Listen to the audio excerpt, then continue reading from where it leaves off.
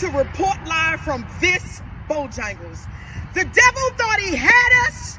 He thought we'd be defeated, but I have news for him. He is defeated. I am back to declare the word of the Lord over this Bojangles. Ye shall live, ye shall have life, and have it. Ishamande kiadobokoso. Have it more abundantly. Open the doors. Open the doors, hear ye. Open the doors today. Open the doors tomorrow. Open the doors forever. We shall drive through again. We shall drive through again. Open the drive-through. The doors. One door is already open. Ye shall open the doors. Open the doors in Jesus' name. Ishama. Ishama. Blood over the doorposts. Blood over the doorposts. Ishamande yakohoso. Open the doors. I hear the sound of victory down here at the Bojangles. The sound of victory. I can smell biscuits baking now. I can smell chicken frying now. Do it, God. Open the doors. Jesus. I don't fool with Popeyes. I don't go get nothing from Popeyes because they got a lot of greasy food in there and cholera oil. What you call it? Cholera oil? But be high. Your cholera oil. They'll be high. And it's full of steroids and stuff in there. You know, they pump it up with steroids and caressa oil. You can't be eating that kind of chicken. I don't fool with Popeyes. Well, not after today.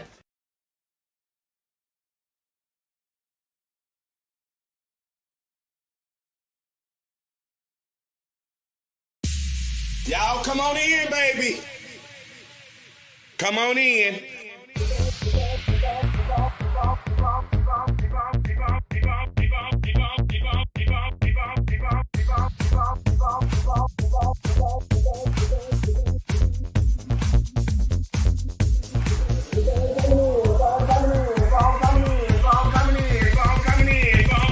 I wait for everybody to come on in. Come on in.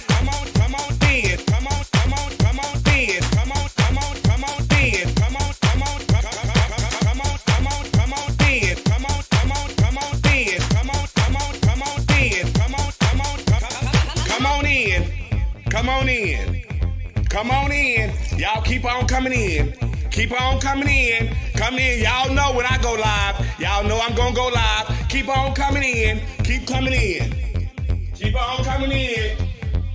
Keep on coming in. Come on in. That's right. Keep on coming in. Y'all keep on coming in. Come on in. Come on in. Come on in. Come on in. Come on in.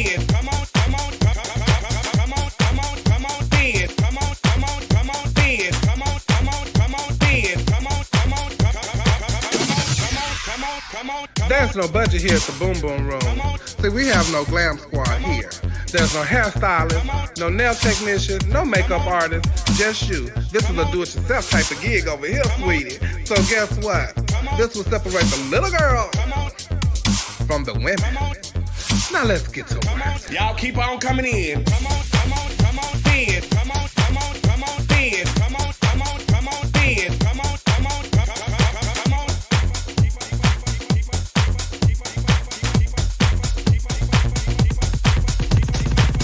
Y'all come on in, baby.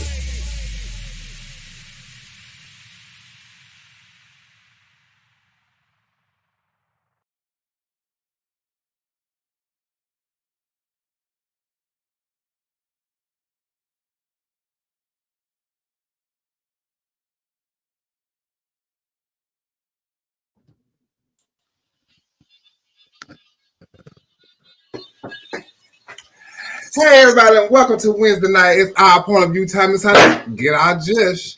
Hey Dominique. Well, hello. How are you? I'm good. Hey Trent, how you doing? What's up? I'm good. How you doing? Woo, child, I'm over here. I don't know why I'm a little jittery tonight. I guess because I feel so rushed. Okay. Yeah. Why you feel so Hey, Coco. How you feeling? Because glasses is pretty.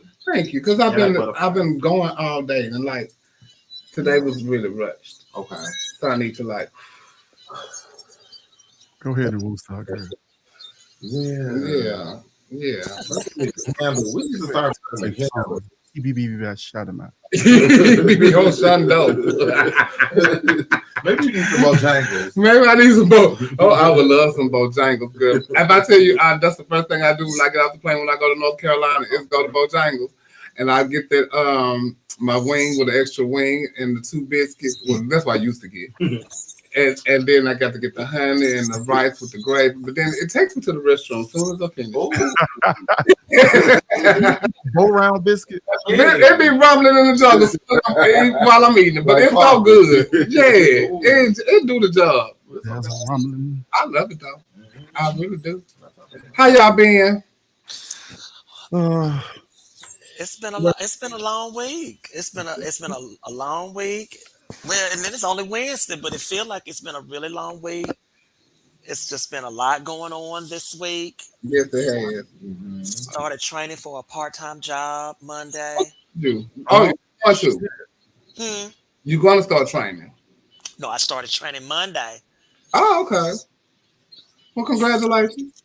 Well, I don't know if it's all that. All the money. You gotta be making all the money. But my girl, listen, I'm just trying to add to the pot. I know that's right. Huh? You always got to add to the pot. Smoke pot? I don't smoke pot, but I'm trying to add to the money pot. Oh, the money pot. And I'm add to the pot. Okay, both of them. Yeah.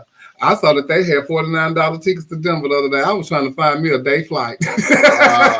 just to go because they got dispensaries. Why not? Why not? If it's $49. I'd be glad when Georgia weed become legal. I'm glad when Texas weed become legal. And we have dispensaries up. It's one down the street from my house. Yeah. And they up and running. Really? Yeah. They say 420 on the door. They got the green things and everything. We go in there and buy it. And I'll be looking. Before I go in there. Right. I'm looking before I come out. Hey. Yeah. Child. But how you been? What's your week? Have you been back at work? No, but I leave out in the morning going to LA. I'm still traveling with Miss Pat. Now I don't really want to do no set work right now, but yeah, I've just been doing traveling and stuff. Okay. We're gonna jump right in so we can bring Nia in later.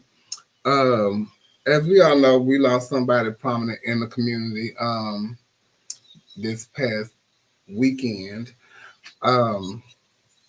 And also, I found out the other day that my son Quarters Robinson had been murdered here in Houston, and they found his body in his car.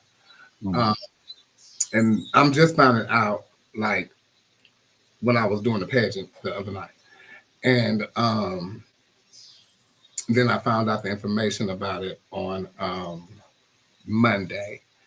And I hadn't talked to him in quite some time, but other people have talked to him and stuff like that, but I really don't know what happened. I just know that they found him in his car earlier in April, at the beginning of April. But they just found out and found him the other day. So rest in peace to my son. Rest in peace. Also, like I was saying, we lost a prominent figure in the community. Ryan Sugar Bear Tejour was in Columbus, Ohio over the weekend with Christopher Iman. They were there for an All-American Goddess preliminary. And Christopher told the story of what happened from his recollection as far as he could remember. And what he wanted to tell. And we know that Sugar Bear lost his life. And it was very uncalled for. And they know who did it. Christopher described the man. There were 911 calls. And the guy's name is Jacarius Curry. He was a 19-year-old black male. And it's very sad. very, very, very sad. My condolences to his mom and his sister. Um, he always talked about them, and when it happened, they were the first people that I thought about when it happened. And so, my condolences to his family and all his loved ones and friends and fans and everybody that loves Sugar Bear. He was such a sweet guy.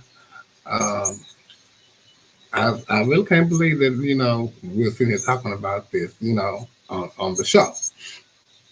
So it's very, very, very, very sad. Um, I think Christopher is in the hospital, if I'm not mistaken, or maybe he's at home. I'm not sure where he is. He's home. Oh, He left the next day oh, okay.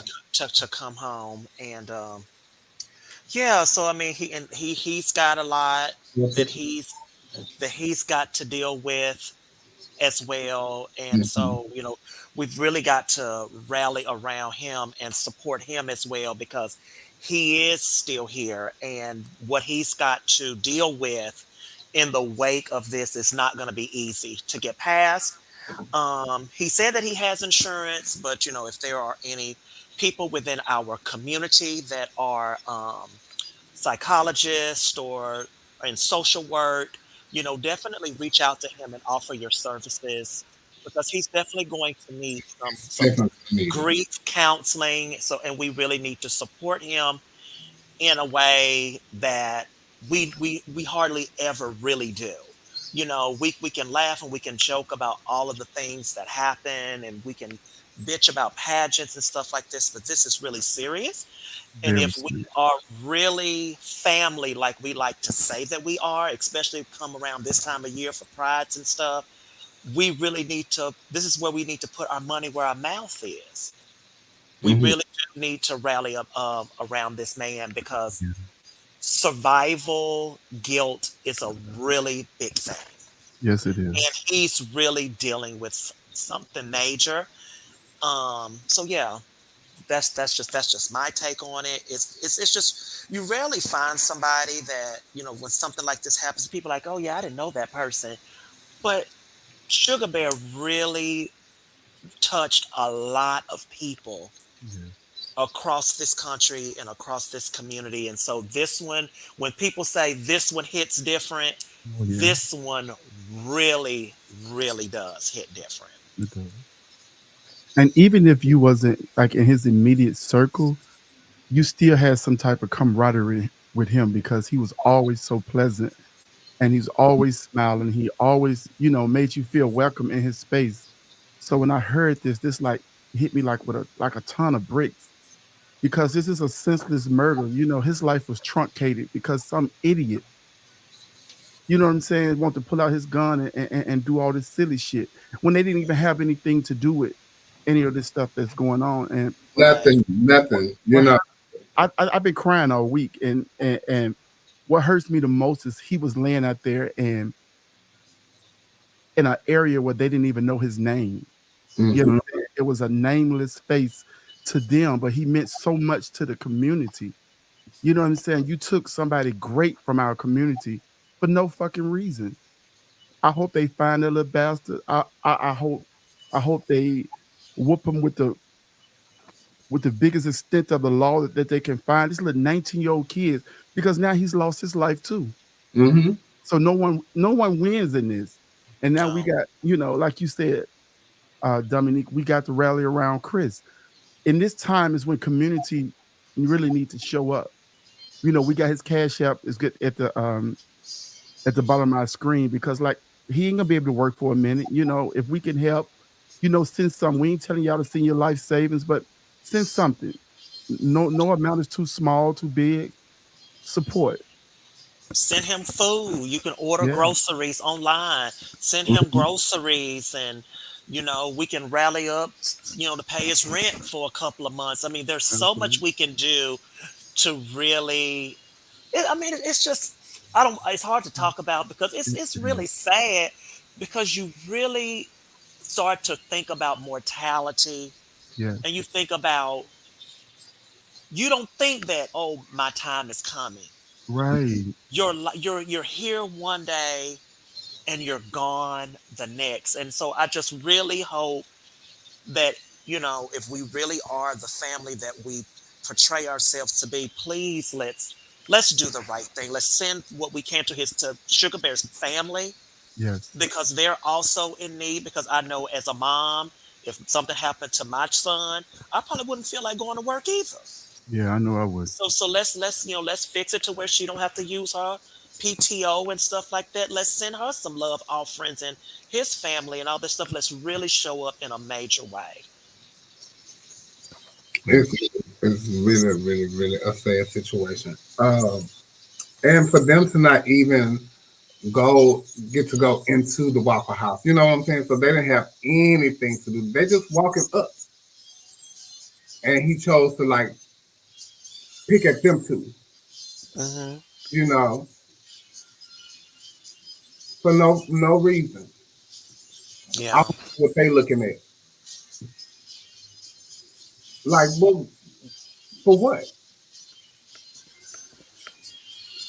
So, Our prayers and condolences I are with him. condole with his family, and also prayers with Christopher.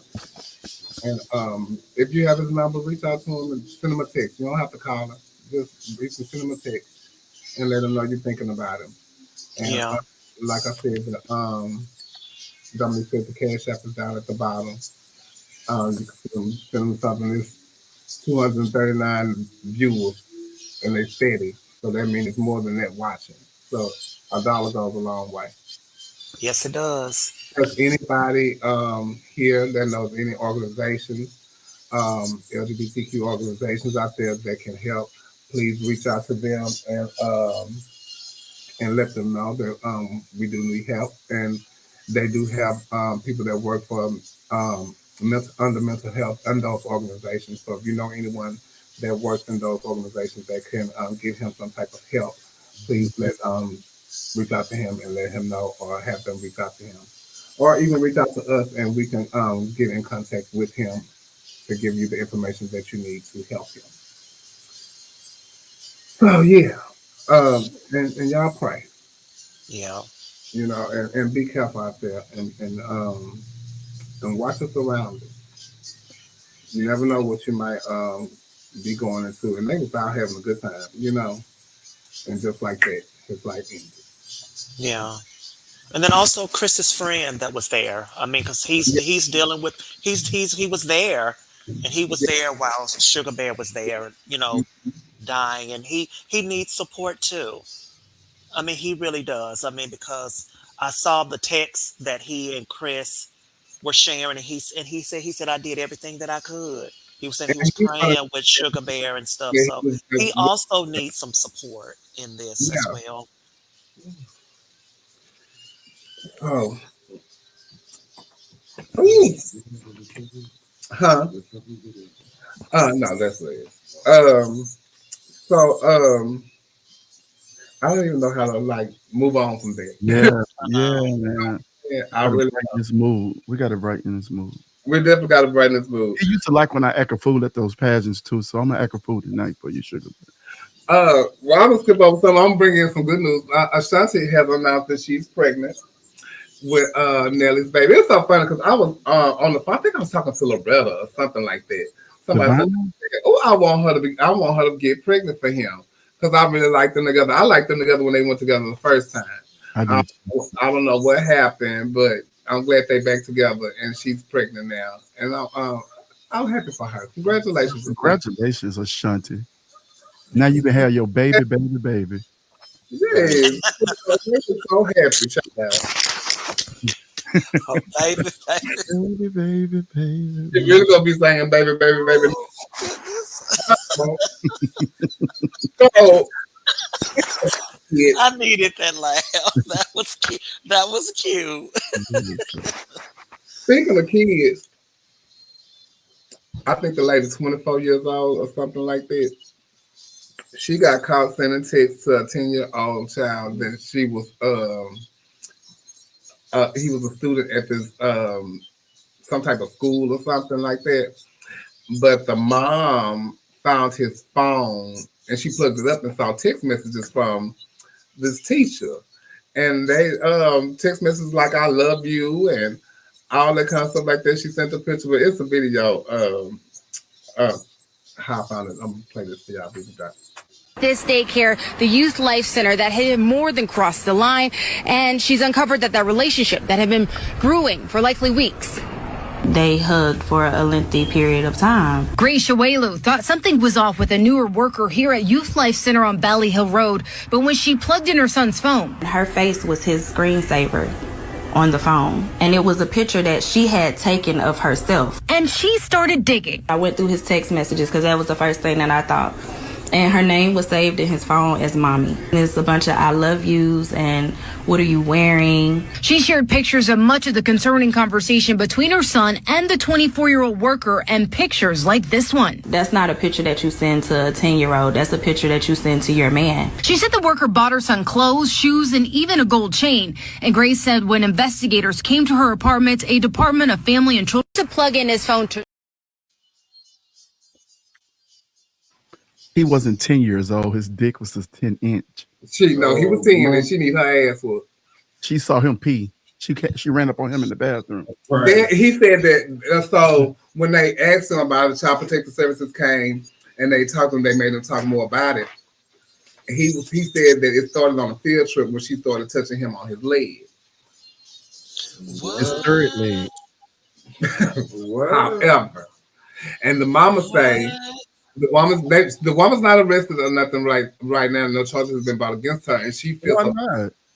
And that's why the mama feels some type of way, because she said had it been a man, he would have been arrested and in jail right now, waiting. So the lady a bottom, because he is a young man and she's a woman, so she's supposed to be treated any kind of different. So that's that's like that's a crime shame.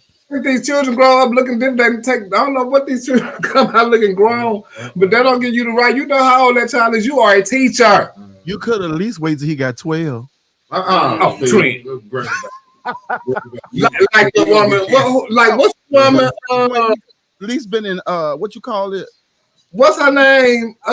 They got the movie out that she had the baby for the her student and went to jail and had the baby, then it got out. That's awesome. Yeah, then she got out and they got married. Yeah.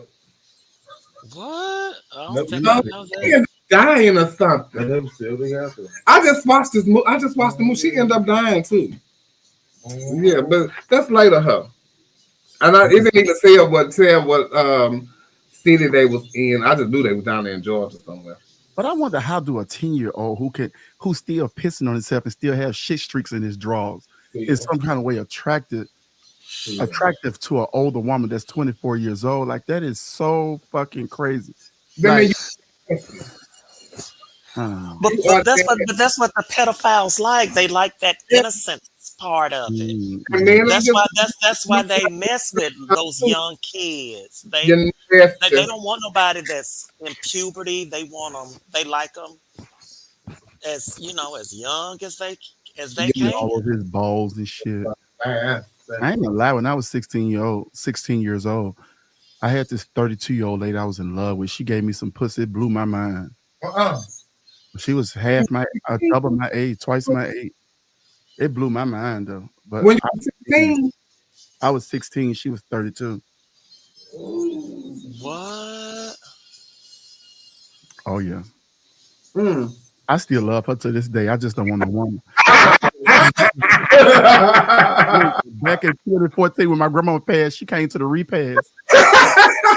She would flirt with me and shit. I got so hot and bothered. I said, "Oh, let me just move out the way a little bit." I don't know. I have a crush on my coach when I was in high school. Yeah, he was fine too. Child. Child. Well, this mother confronts her son, the stepmother of her child, about disciplining her child, and we're gonna come back and talk about this video. I don't condone, and I told him Mary that I don't want nobody putting their hands on my daughter but me, because I'm the mother. So what makes you feel like you could do that? Understood. First off, it was something mutual between me and the father because your daughter was being disrespectful? She could. Okay, this is my thing. My daughter's not disrespectful, and even if she was disrespectful, I told him to not let nobody, no bitch, excuse me, but really not excuse me, to put their hands on my daughter. Okay, at the end of the day, your daughter's not disrespectful to you because you're her mother, and I guess the ways that she's learning, you're teaching her. However, baby, what look, I'm trying to tell you it gotta is be that something in my that you house said where to I her pay bills, for her where to I even stay, feel that it ain't gonna be tolerated. Okay, The child's well, I'm gonna gonna say stay in this: the child's we place. can't talk together. We can see together, but we can't talk together. But what I'm telling you is valid, and I'm Okay, so why you let her put her hands on our daughter? Because you know, what you mean what I'm doing here? I'm checking your wife because she feel like she got authority to put her hands on my daughter. Let's stop it right there, because first off, she was being disrespectful. How was she being disrespectful? I gave her permission. Why didn't you? No. Why didn't you discipline her? I'm not talking to you right now. Why didn't you discipline her? Because you the damn daddy. Because I wasn't here. Okay, well, next time call me or something because I. Okay. What the conversation skip, but still, all or nothing. In that situation before, as in myself, me, my mama, and my daddy, and my stepmom, and I myself feel like, and as a child, and I was wrong because I felt like, you know, you can't tell me nothing. You my stepmama. You can't tell me nothing. You're not my mama. It was very that, you know, but I still was supposed to respect her as an adult, but so I'm sure the child was being disrespectful, but I still don't think you know, you shouldn't. No, you don't get to whoop me, man. You don't get to no. But you know, the parents should talk. They should have that talk with each other. What's up? Well, you know, for me, it's not so much. I think that if that's how he felt that the stepmom or, you know, whatever it was, the situation was, the stepmom, he wanted to give the stepmother permission to spank the child. That should have been a conversation with the mother there. And then they could have had a discussion about the situation. And then they could have, because I just don't, I think the mother should have been involved in that. And if the stepmom felt like she was being disrespectful, you should have took that to the mom and said, you know, and the dad said this instead of putting your hands on that child before even, you know, having that discussion with them. But it used to take a village to raise kids, and people used to cook with other people's kids. Only thing I hate, let me tell you what I hate worse than cauliflower and people booty hole is a badass child. Yeah. Is a badass child because you can't do nothing with it. Even if you tell the parents that your child is being disrespectful. He talking about cauliflower. But that's it, though. That's the truth. But that's it. Listen. That's it, though. Even if I call you and tell you that way, a badass child. He ain't lying. It's out of here. Honestly, man.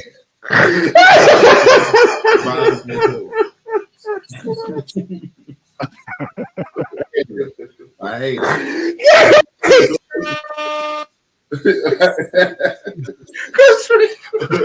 Because that's the truth. He hit that on the nose. That's the cauliflower booty hole for me. Bang. All of it. They looking like this. That's crazy to me.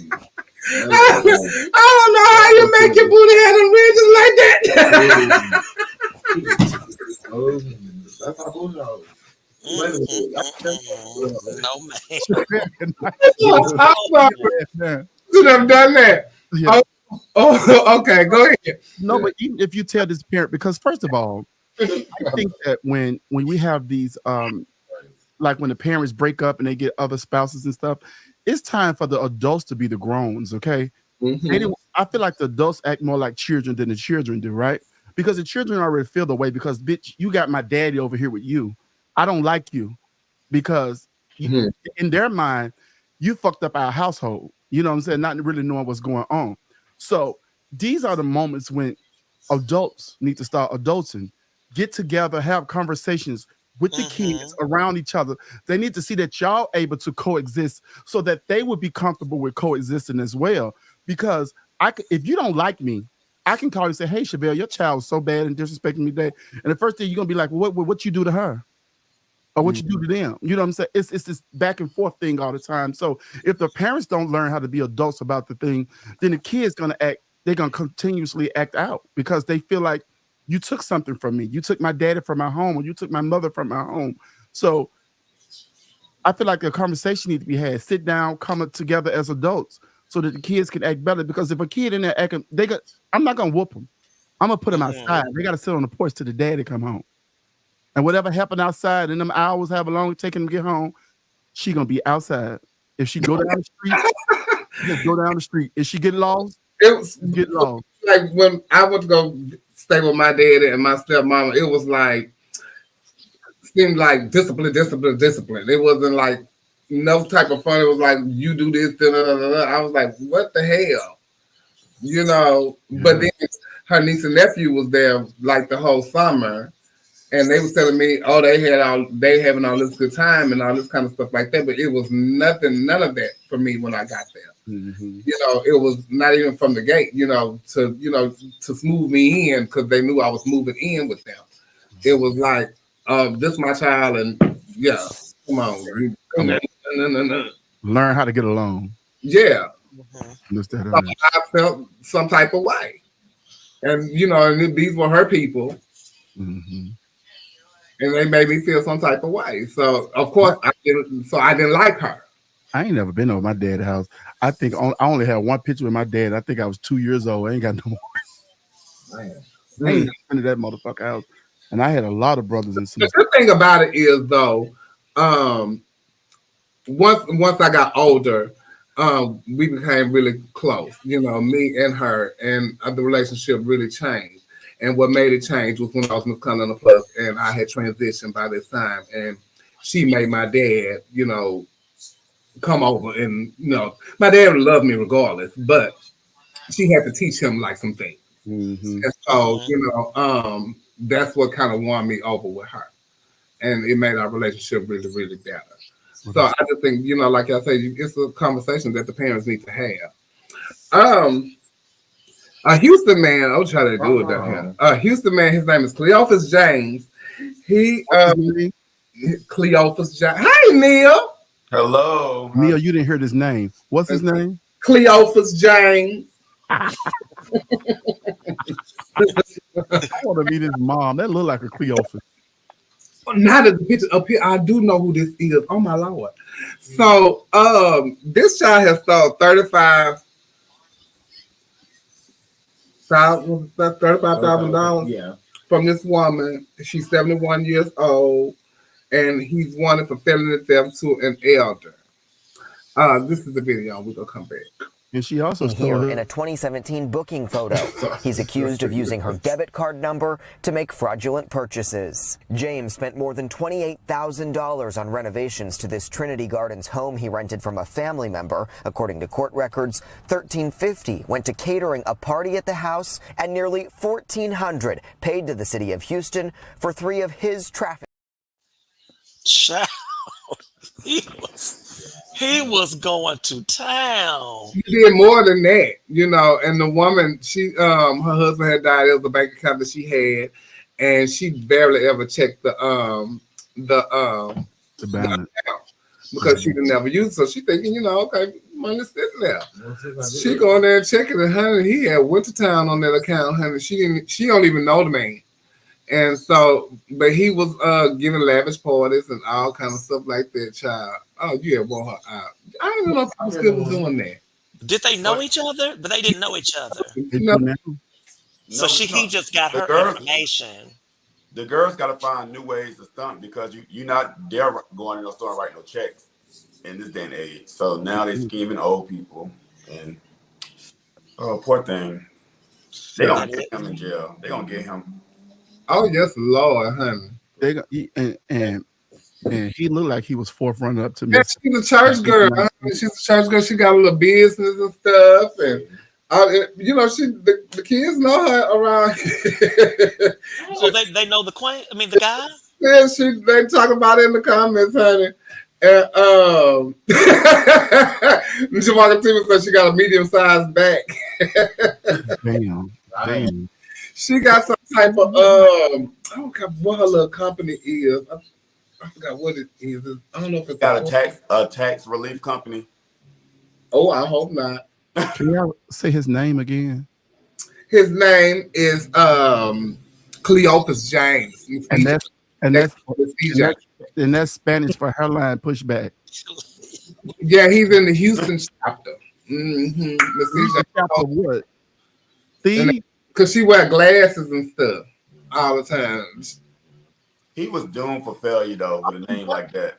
When they named him that. You know what? You know, doomed for failure. I just like to that old lady because she knew that name was an old man name, so she thought she was speaking to somebody her age. Oh my goodness! I got to stop. Crazy. I got to stop, honey. Child, Chingy was on TMZ the other day talking about how he lost everything because of Sydney Starr scandal, and this is what he had to say. The award shows all the time, on the radio all the time. They like, well, where's he at? What's wrong? But what was wrong was a lot of sabotaging and bull crap in this industry. You guys never really made up, did you? Like you accepted her apology, but you kind of kept it moving. Yeah. There's no, I mean, to be honest with you, man, like it was spilt milk, and I lost a lot from it. That person gained. I'm not gonna hold on to something. It is what it is. Apologize, cool. I'm going this way. Let that and it so-called went away.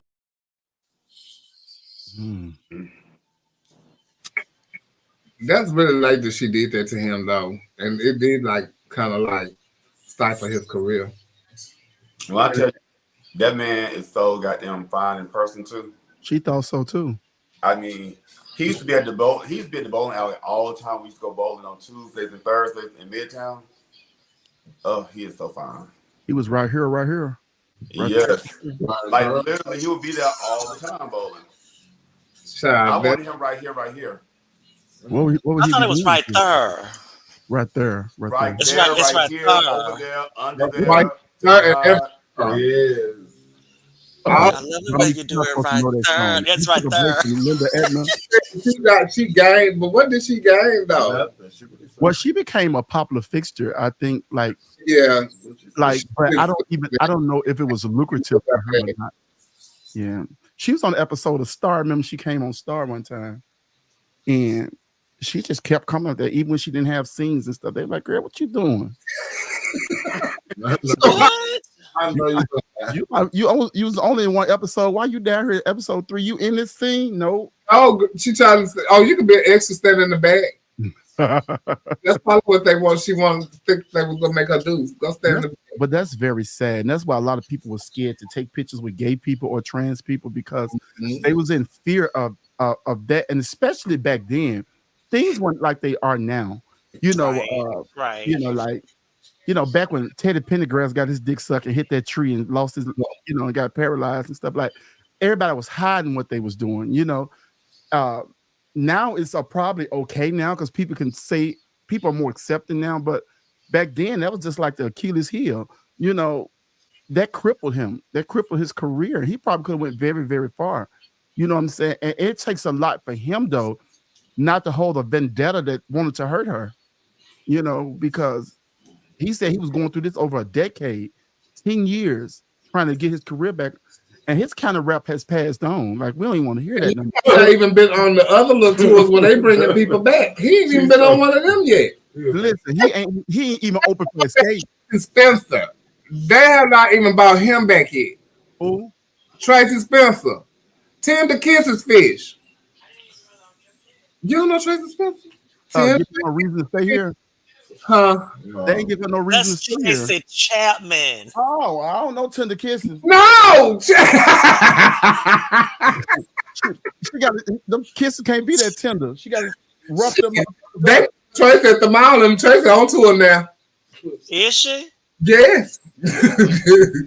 I didn't know. Oh, I didn't. I liked her. She had some nice songs. I like Tracy She Spencer. didn't even have a following on Instagram or nothing, and she ran into Shanice Wilson at the mall, and she made a video saying how she ran into her and this and that. Everybody started following her. Then she ran.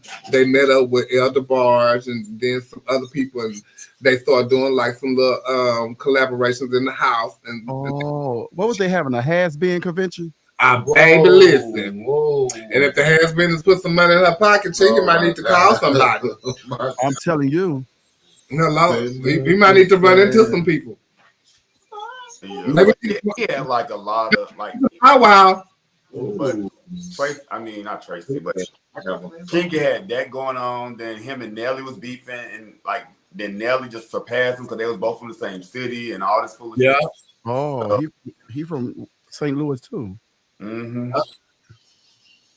But he wasn't no St. Lunatic. Nah, he can't run it either because Ray J got that the training show, the transgender show on whatever. He got his own network, child. He can do the training show. Yeah, I cut that out real quick. It's not even say the trainee. Okay. So, tranny, that was okay to say in 2010. You can't say you can't say tranny anymore. What's wrong with tranny? We can't say that. Yeah, I don't know what's wrong with these. I don't want to be canceled. I'm not saying it. Oh Lord! If I ever say tranny, I'm talking about my transmission. Yeah. I'll put it out there now. I just faced some backlash due to taking up for Chris Brown because she felt like what the post say? She felt like he they should let him make it, at this point. She said he said it's amazing how anybody sing like that, dance like that, act like that, rap like that.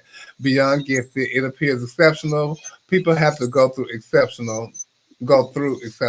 There's nothing to debate.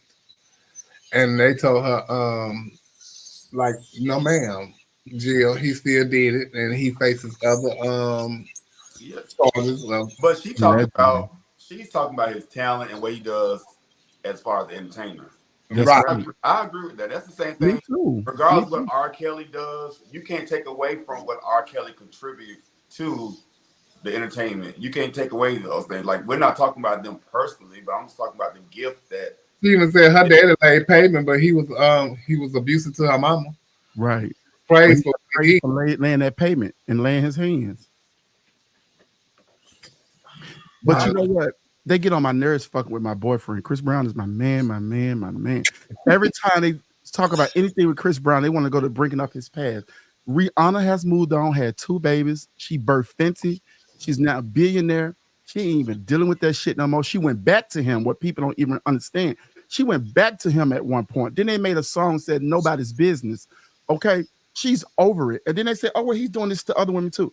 He ain't been charged with shit. Y'all go by anything y'all hear on the motherfucking thing. The man is talented. He he rapped and bodied a rapper. That motherfucking diss track was everything. He tore Quavo ass up. I felt sorry for him. And have y'all seen Chris Brown when he performed? I'm trying to get a ticket to prank of his when he be performing. I would like to his ass too. Shut up, you know what? Chris ain't never hit me. I love you, Chris Brown. Oh, baby. Oh, my goodness. Love you, baby. They can't take it away from you. Shut up. So, we had talked about Brian McKnight before on the show, how he don't like his kids. He don't like it for the kids that he had. What the kids did to him? I don't know. What did the mama do? I think the mama did something to him, and he hates the mama. He hates the mama, so you don't stand for these children. Them is your children. So what the thing? Put it up there now.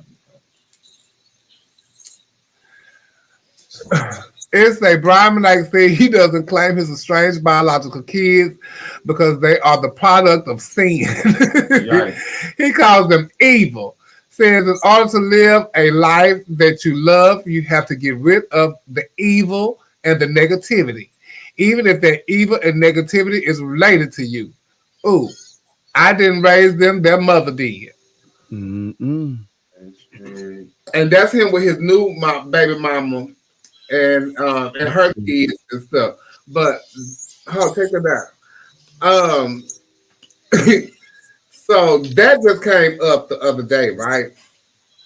So then he's going to be in concert somewhere, and so the theater had put it up on their website that he was coming, and baby, they were up under.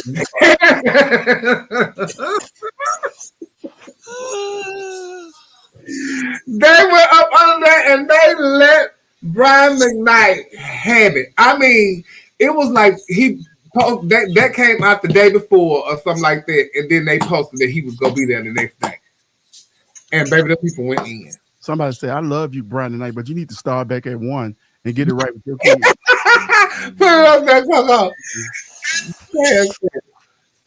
No, Chris Brown did body Quavo. Cut it out. I don't care what it was. Hell no, Brian. Go perform for them step kids. What the other one say? What the other one? Oh. This ain't Father's Day weekend, is it? Child, is it another one? Oh, Hunter Davis. But y'all have to go. We're not featuring him. And I love his music. I mean, he has some really good music. But okay, so there goes that. Like, is he good enough to, like, you still gonna go even though he don't like his kids? And I am, because let me tell you something. I don't like his music either. Let me tell you something. My grandma should have stopped fucking with my mama long time ago. Like, sometimes these kids do be evil. We don't know this. We don't even know the story. But sometimes these kids are evil. I'm thinking about divorcing my son. What? Oh shit! Listen, because they blood don't mean a goddamn thing. Some people take you through hell, immense hell, and blood. Fuck this shit. Let me tell you something. It was like you gonna get up. Listen, let me tell you what goddamn thing. I don't give a fuck if it's blood or not. If don't nobody mean you no good. And see, here's what happened with these celebrity kids. I see it a lot. They are so spoiled. They have, and the parents get mad because they spoil them. They spoil them all their life, give them everything they want, then get mad when they spoil. So then when they say, I'm taking this away from you, now you got to stand on your own. Nobody taught them to stand on their own. So then they mad. Now that feels like a strike against them. Like, you my dad and you ain't gonna do this for me. You've been doing it. But no, y'all in y'all 30s and 40s now. You got to do this shit for your goddamn self.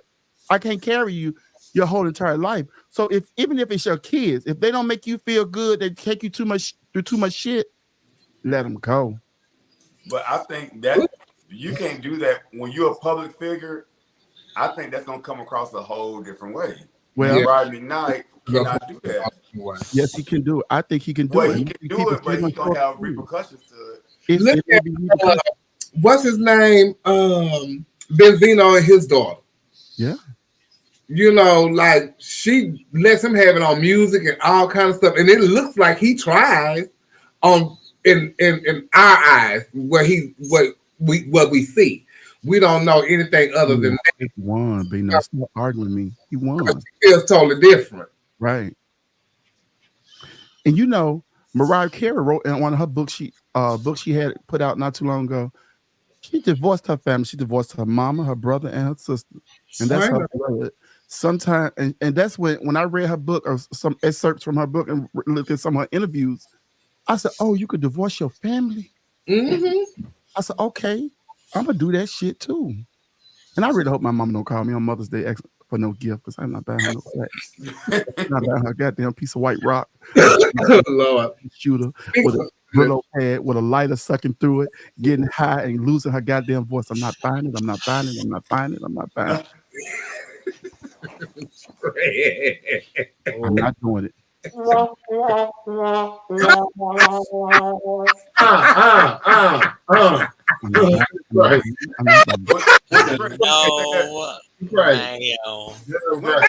how often do you talk to your mom though? Anytime I feel like answering a many numbers she called me from.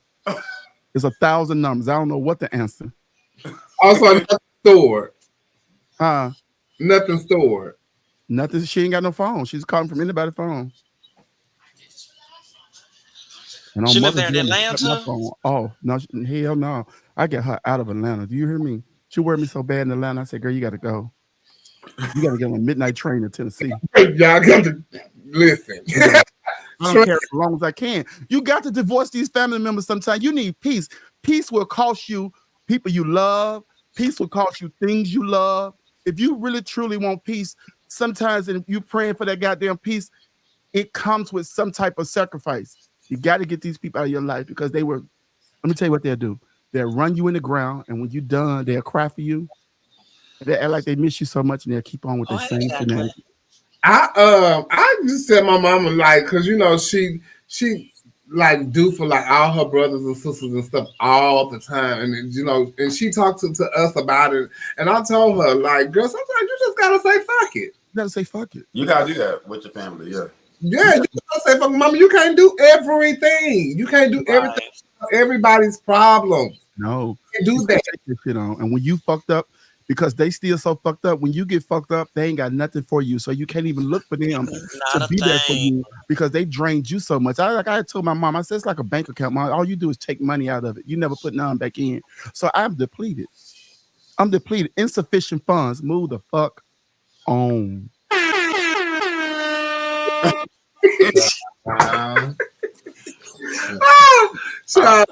Happy Mother's Day to all the love.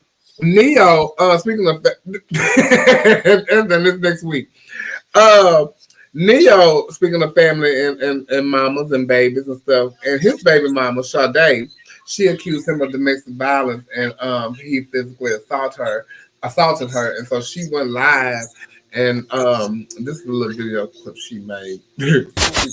Lord. Tell him about the freak off, Diddy Jr. Diddy Jr., tell him about the freak off. He calling the police, y'all. He calling, no, I don't give a, listen. No, you know what you did. Your body slamming on the floor. Come on, police. Tell him the real you. Tell him the real you. Tell him the real on that. Shut up. Shut your up. Man, shut your up. Shut your up. Take care of your kids and shut the bitch. Shut the fuck up, Mr. Clean. Please stop playing with me before I slap the shit out of you. Yo, you slap the shit out of me. No, shut your up. Shut the, yeah, I know I'm gonna go to jail with you. That's why I'm staying far away from you. The police. But she seems like she's something else. Yeah, but you know, I don't feel bad for him either because how he did his first baby mama and all that food. Yeah. And she one that he was cheating on her with. Yeah, so you know, you reap what you sow. And sometimes, you know, you go out and find these things that look like a big shiny corn. Not the one that it's not. No, that's Manetta, like, and is that name Carmen or something like that? She's trying to record his ass talking about she's gonna slap the hell out of him. So that's what she said. The girl that's after Manetta, and then he just body slammed her, and then there's two babies laying in the bed while she doing this. Well, then she came back and said it wasn't true. Who did that? The baby mother? Sade. Yeah, the sweetest taboo. She said it wasn't true. That meant he had told her something. You know what? She was on the Breakfast Club not too long ago with Tamika Raymond. They on this show called The Bold and Bougie, right? And she talked about when she found he was doing an interview and he was talking about cheating. He was like, you know, that wouldn't break up my marriage or something. And she said it just made her start going through his stuff. She went through his stuff and saw that he had been cheating. Immediately she left him. So y'all make these choices to leave. When you're messing with somebody that powerful and have that much money and that much access to just the world, chances are they're not going to be faithful. But chances are they will get old, their balls will get longer, and their dick will shrivel up, right? And you go into your older life and you'll be okay. Y'all get with these rich-ass men that's overexposed, and y'all think that they're going to be faithful to just y'all. Girl, get a fucking grip. I'm not divorcing Chris Brown for nothing in the world. I don't give a fuck who he go with, who he cheat with. I am not divorcing him because when we get old, I'm going to want to lay out outside by the pool. And you know who a good example of that? that Cookie Johnson. That's right. He went and got AIDS, and she said, "I'm still here. I'll aid you." Oh my God! I'll aid you for the rest of your life. That is. I don't care how many houses in Virginia and alligators and dirty swamps you got. Let me tell you something. I'm still here, and we're gonna raise our big old overgrown ass son to be a woman, and we don't give a fuck. We gonna raise our grown ass son to be a woman. Hey, EJ. Yeah. Let me tell you something. That Cookie Johnson, Magic Johnson, he done brought a fucking baseball team and all this other shit. He stayed right there and collected the bag. And Jackie. Listen, and he said, and Cookie once said that he tried to, divorce and leave. And she said, I'm not going nowhere. I don't blame her. She saw the bigger picture. Niggas can't fuck for the rest of their life. And then the whole, now knowing their story now and all that kind of stuff like that, she went through a lot to be with him from the get go. Anyway, let me tell you something. The first person that cheated on me worked at UPS, and if he can cheat on me working at UPS, making $18 an hour, I know people who making millions of dollars are gonna cheat. But that's not everybody now. We can't put everybody in the box. You may say a lot of them do, but you can't say everybody. Well, listen, the ones that don't is very few. So you got to start building your hopes on things eternal and holds God's and change your hand. But let me tell you something, stay with your man. Because he's gonna get old. Now Cookie's sitting and she riding off into the sunset and wherever she want to go. Let me tell you, some motherfuckers ain't gonna be here forever. The dick ain't gonna get on hard forever. I don't give a fuck. Of course, it don't make it right though. No, it don't make it right. Life ain't right. Look at it all. You want to talk about right? Look at us as black people still fighting for the same shit we were fighting for 100, 200 years ago. Life ain't right. But if you could be diplomatic about it, do that. Fuck a nigga cheating. I'm gonna stay in my comfort. If that's all you can do, cheat. Because let me tell you something. Don't be that broke, leave that motherfucker, okay? No you more. Die. I can stand by my goddamn self. Go ahead. No, if you're rich and you want to cheat on me, cheat. I'm gonna stay home. I don't give a fuck about all that other shit. Pretty ain't nothing. Everybody pretty now. Everybody's got a body now. Bitches start out built like a motherfucking eraser, a dry eraser. Now these bitches built up like a Coca-Cola bottle. Everybody can have a shake now. Every bitch can be pretty now because them hoes getting snatched, getting nose slim down, facial film. Even the girls getting facial film. That ain't shit no more. Hello. If that's all people running out there now, fuck that. But you think you gonna fuck with my fucking retirement plan? I plan on getting old. And hell, Cookie pussy gonna get dry. It's gonna be a point. It's men all pause. When men all pause come, they're not gonna want nothing in their pussy. Good. How many people in the world think you got the only pussy somebody gonna run up in? The only ass, the only dick. Man, get the fuck. Don't stay in it if ain't nothing there for you. Probably ain't fuck Magic Johnson. No. It got to make sense. Cookie got a coin. That man got a coin. You weren't born nowhere. Cookie probably ain't had sex with him since the 90s. Yes, you have. Recently there was a video of Mickey Howard at a concert, and it didn't go viral, and now they haven't even caught on to it, and that's the gag. They didn't know who she was. I said, who is this woman singing Love Under New Management? New management. Watching it though, cause I gagged. I was like, oh, it was like. Cause then it was like a movie, and like you like see it in the movie, like you never really remember, like how you watch a biography, you like, oh, let me go back and find it. Mm-hmm. You know what I'm saying? Mm-hmm. Cause like this is like something that will be in a movie. Let me play the video.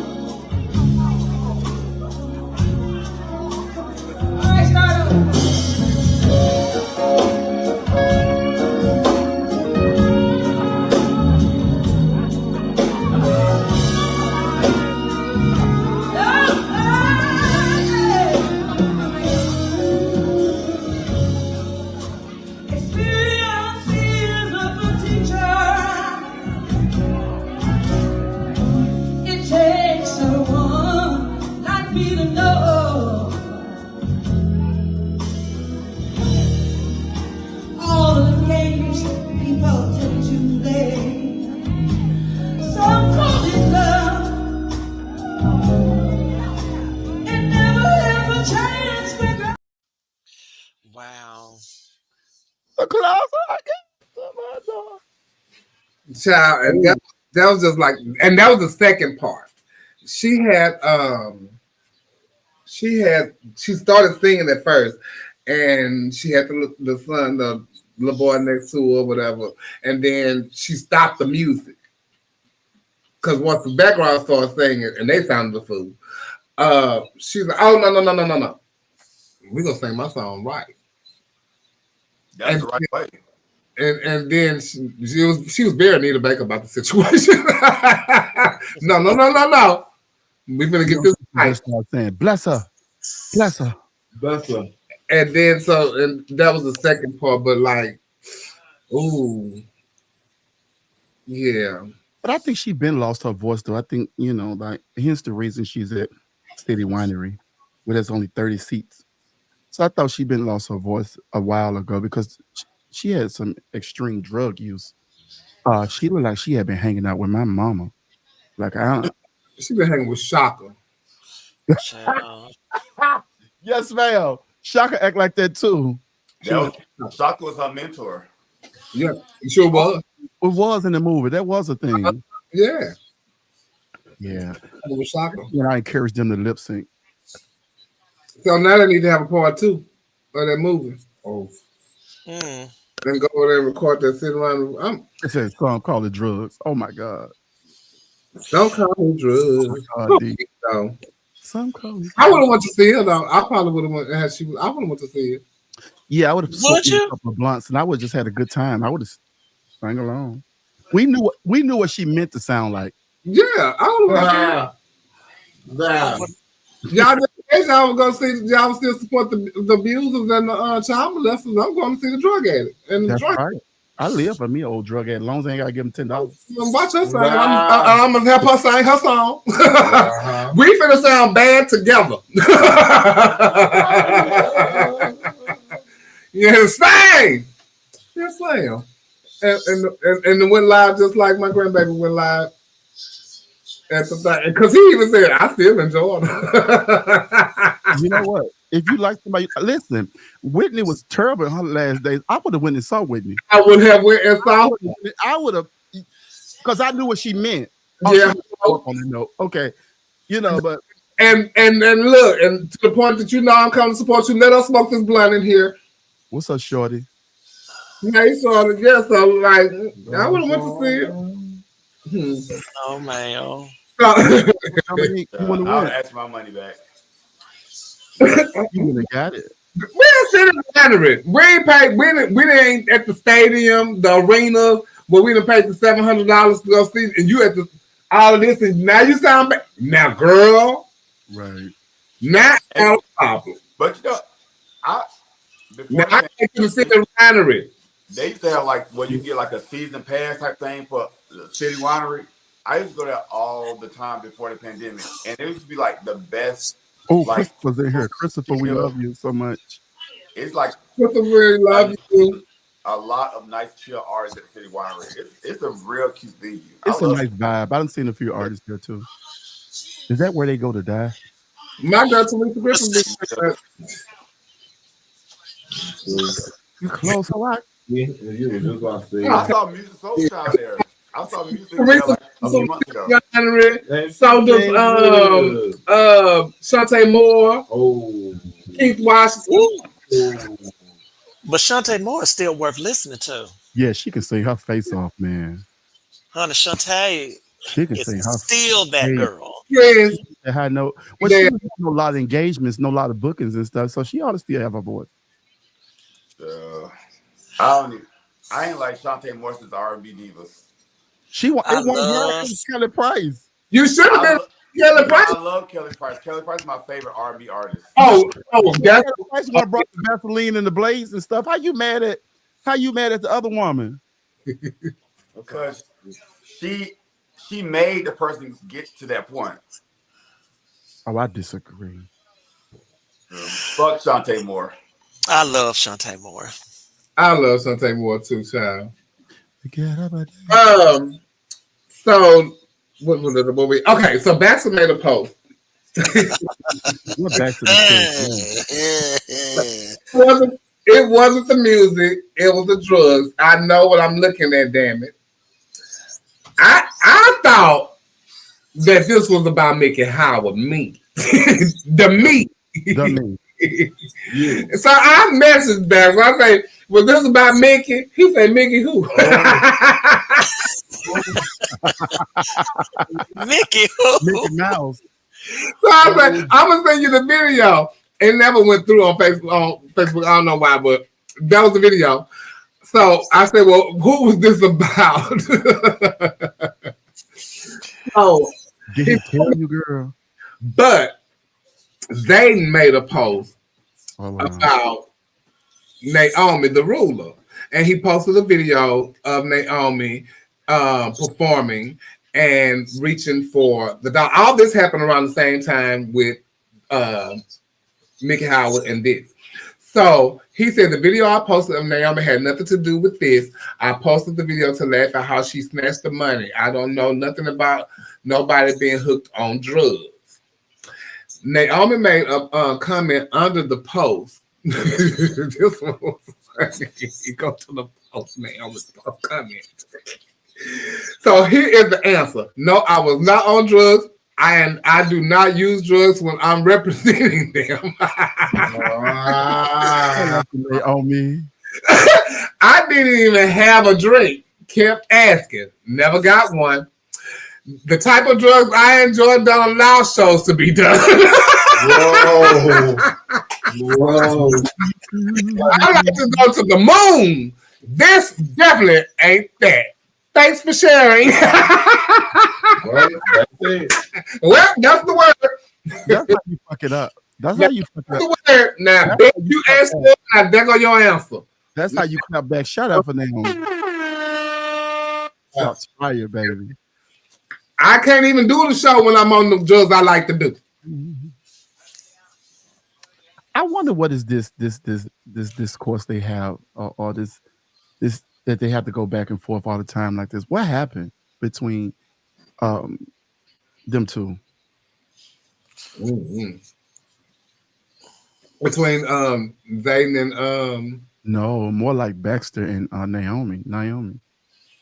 Oh, like I'm trying. What is that about? Because Naomi looked absolutely beautiful at the prelim. She had her JD Martin's on. She had her good stuff on. She was received well. And shout out to Tasia LaBelle Thomas for having, what was it, exquisite MBU. It was a good time in that. Everybody who was anybody was in that room that night, and it was a really great turnout. So it was a good night of pageantry. And shout out to Amaya Glamazon for winning the pageant, and Christian Lord. And also Jada for getting first. It was good to see her on stage again. Yeah. I had a great time at the pageant, and she did good on her numbers. Everybody looked good. The representatives looked great. The pageant was wonderful. What was the disconnect? Where did that disconnect come from? I don't know. But you know, they've been giving Naomi a hard time, period. Naomi has never been one to and that's what I don't understand about people when someone wins a pageant, they expect the entertainer to be a certain type of way. Right. They don't change overnight. They're not going to be that person that you expect them to be. They're going to be that person that they were yesterday. They were going to be that person that they were 30 minutes before they had even won the title. Absolutely. What they did on the show, if they even did a show, because I think do shows and do pageants. You have people that do pageants and don't do shows. But I think being Black Universe, people have this unrealistic expectation for you that you will never meet the goal because their bar is so high for what they expect. But why? That's what I don't understand why, because it's like, so do you? Because you can't impress the people, because the people are always going to find something. If the people should let whoever win, let them be there. That's all they can bring. That's all they can be. Your expectations is not what they were thinking when they were going to compete for Black.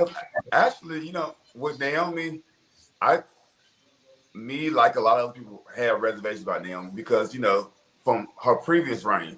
But I think Naomi has been doing an amazing job. So, what does that do but look good on your prelims and I mean, contestants may not going to the prelims. Trent, you froze. Oh, there he go. So I mean, I think she's been doing a decent job. I mean, but all have been doing what they can do, and which has been. But the thing is, it doesn't matter what or you think, as long as the people who she's working for think she's doing good. They've been showing up, they've been looking good. Because the public is so tricky. They will ride for you one day, and then they say that's riding for you, they look for your demise the next day. So just do you. Please do you, honey. Please do you, because and stop letting the people get into and get into your head, Naomi. Just continue to do you and do what you do. I think that's part of the problem though, because when people say these things, it's hard to hear things about you and not respond to it. Just for anybody, it's just hard to do that. But when you do things as a public figure, it's gonna be people that praise and worship everything that you do. It's gonna be people that naysayers that do not like anything that you do. So you gotta know how to take the good. When they start talking about you, that's when you get worried. Period. Whether it's good or bad, continue to do you, Naomi. You've been looking beautiful, and you look great on your preliminaries, and you're doing the job of the ruler. It's about 4 or 5 prelims to go, so you'll see her. And guess what? Child, somebody else before you have gotten red, but guess what? They still done went on. So you go on. You just keep it on. Yeah. And I'll see Naomi at the next, not the next NBU prelim because it's one, but I'll be in Houston at the NBU prelim, Gemini NBU. So I just want to give them a shout out. I'll be in Houston. Let's do pre-weekend in Houston plus the prelim that Sunday night. So I'll be there. And what's funny is, well, it ain't funny. What's a gag is that they've been getting threats, because of the Naomi thing or whatever. I guess people have been sending him messages. It's a post somewhere up in there somewhere. I'm waiting on. And but he been getting threats and stuff. So he done went to the police department and did all the things and stuff like that. But child, listen. That's when he was picking at her. So this is the threat. He said, I received this message along with a few others giving me a heads up. I'm a lot of things, but scary isn't one. But with age come with them. I won't give this much attention, but I will be alert. I do plan to protect myself at all costs. At my age, if you think I'm about to let people harm, y'all crazy. So somebody sent him a message saying they plan to jump you. Child, that is crazy. What I mean, but didn't he say that that's not what he wasn't what he was talking about? Yeah, he said that wasn't what he was talking about. But people do the darndest things, and even if it's not true, you still need to be aware and make yourself aware. But people do things to try to scare you too, but you still need to be aware. But is it worth getting a terroristic threatening charge? Exactly. None of this is worth it. A lot of this stuff, it's not even worth when people make posts. I'm like, why are y'all beefing with each other? Why are you making this post on Facebook? Call one of your friends and just talk to them about it. Don't make this post on Facebook because now you're about to go back and forth with a bitch for what? Y'all stay hundreds of miles away in different states. Why am I going back and forth with you? I'm not giving you that type of energy. What kind of energy you gonna give them? Most of these people, they still cross city state lines. They got as long as I keep my home happy, I'm cool. And low places happy. Which home? My home with me, my home and my 3 boyfriends. As long as we happy, I'm good. Yeah. But I thought one was a main, and then the other ones were the extras. They were the Yes. supporting cast. There was only one lead actor, and then you had the supporting actors. Every person plays a part to make it whole. Tiffany Star said this past week at the Black Trans International Black Trans Advocacy Conference, support looks different for everybody. You said now. Support is different for everybody. Okay. Yes, Lord. And speaking of that, I'm skipping over some stuff. I was at the Black Trans Advocacy Conference this past week. I was there from Tuesday till Sunday, and it was in Dallas, Texas, and I got to meet some wonderful people in the community that was doing work, that's doing great work in the community. That's one of the luncheons that we had at the conference. That's me with my SOS sisters and SOSU sisters, and I got to meet. Got to see Tatiana Braxton. Y'all know. Oh yeah, I see her tie. I love me some Tatiana Braxton. Shout out to Tatiana Braxton and the work that you are doing. She's busy. This woman right here, I got to meet. She's a 76-year-old transgender woman. Her name is Lucretia, and she's from Memphis, Tennessee. And she was such a joy to meet. And how she's 76 named Lucretia, but Cleophas is in his 30s. I don't get it. You're going too fast, Coco. Lucretia is from Memphis, and she was such a joy and to see. And she, baby, if I tell you, Mama was dressed every single day. That she changed clothes 2 and 3 times a day. What? Yes, ma'am, honey. And she was such a joy to see every day, and she was so nice. It was other trans men. It was a trans man that was there. He turned 75 years old. And it was other senior people there. But everything wasn't roses at the conference, come to find out.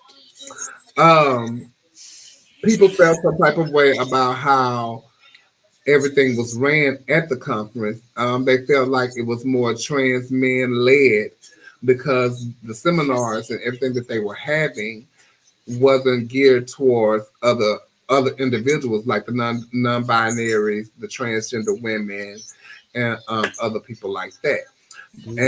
And it was all the seminars, majority of the seminars were led by trans men. Then they felt like they had, what would they call it, hyper masculinity going, and with hyper hetero masculinity is, I think, what they call it. And it's when a trans man feel like he's straight. Yeah, like he's a straight man, and he don't see it for trans people. The organizers of this organization is a trans man and his wife, which is she said she's a cis woman, and she's an ex-retired stripper, from what they tell me. And they started this organization, and it started with they wanted to bring like something to bring awareness to trans people. So they reached out to other individuals like what's that girl, light skin? Diamond Styles and other individuals to help them grow the conference and bring other individuals like trans people, the transgender women, non-binary people, and stuff like that. But at this particular conference, there was no advocacy. There was no seminars telling them, giving you information on how to advocate or bring other organizations together. There was nothing like that going on. Everything was geared towards trans men. They had a seminar that was talking about body dysphoria, and one of my girlfriends, Jennifer, went into that seminar, and she was getting ready to speak up and say about her body dysphoria. And the speaker had told her, "This is not about you." Oh. I really don't even know why you're here. What? You know, and she's like, oh, I thought this was like for all of us to come. Oh, excuse me. And then there was another seminar where a trans man was leading, and my granddaughter went in, and no, it was the transgender one, and she was in there, and it was like a whole guy came in, like she said he had a beard and clothes, and he sat in on it. Didn't nobody say anything to him. But there was another one that she sat in, and she got the same treatment that Jennifer had gotten, and was like, basically, you know, this is not for you. Why are you here? And even like people around was saying how they would encounter people that work for the conference. They wasn't inviting. As like a non-binary person would come in contact with one of the people that work for the organization, they wasn't inviting to them or stuff like that. And it just was like, what you know, what is this about? So on the last night, they one of the ladies from New Orleans,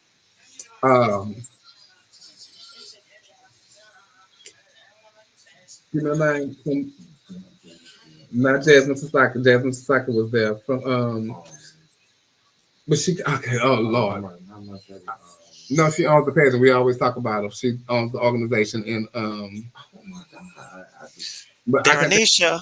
Not Darrenisha, that's Alabama. But anyway, she made the speech and telling them how, you know, how there was no advocacy there, how the trans women didn't feel important or feel welcome there, and you know, in so many words.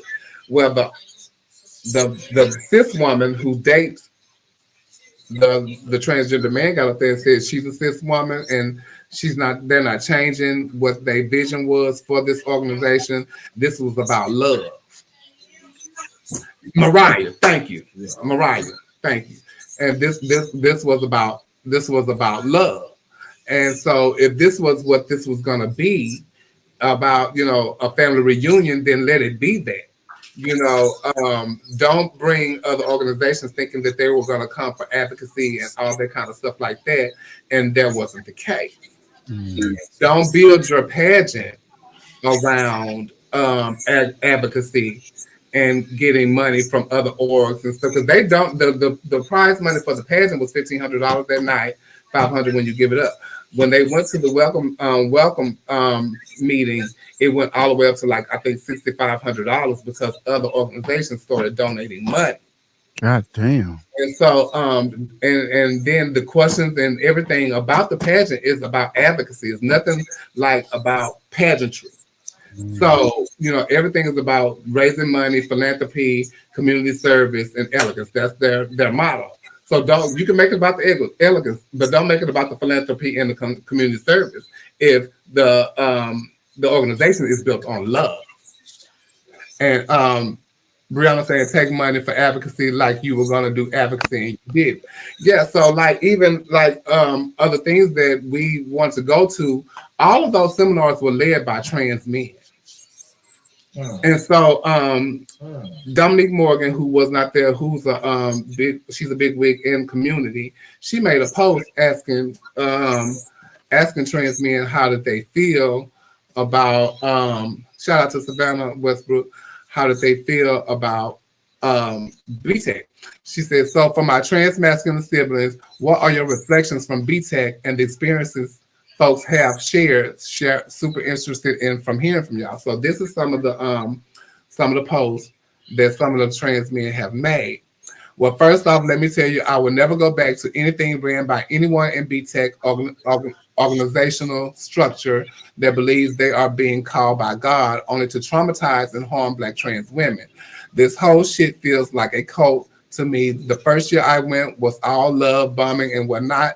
This was the year not a single word was spoken to me by the mass organizers and their close circle that wasn't necessary for conference session.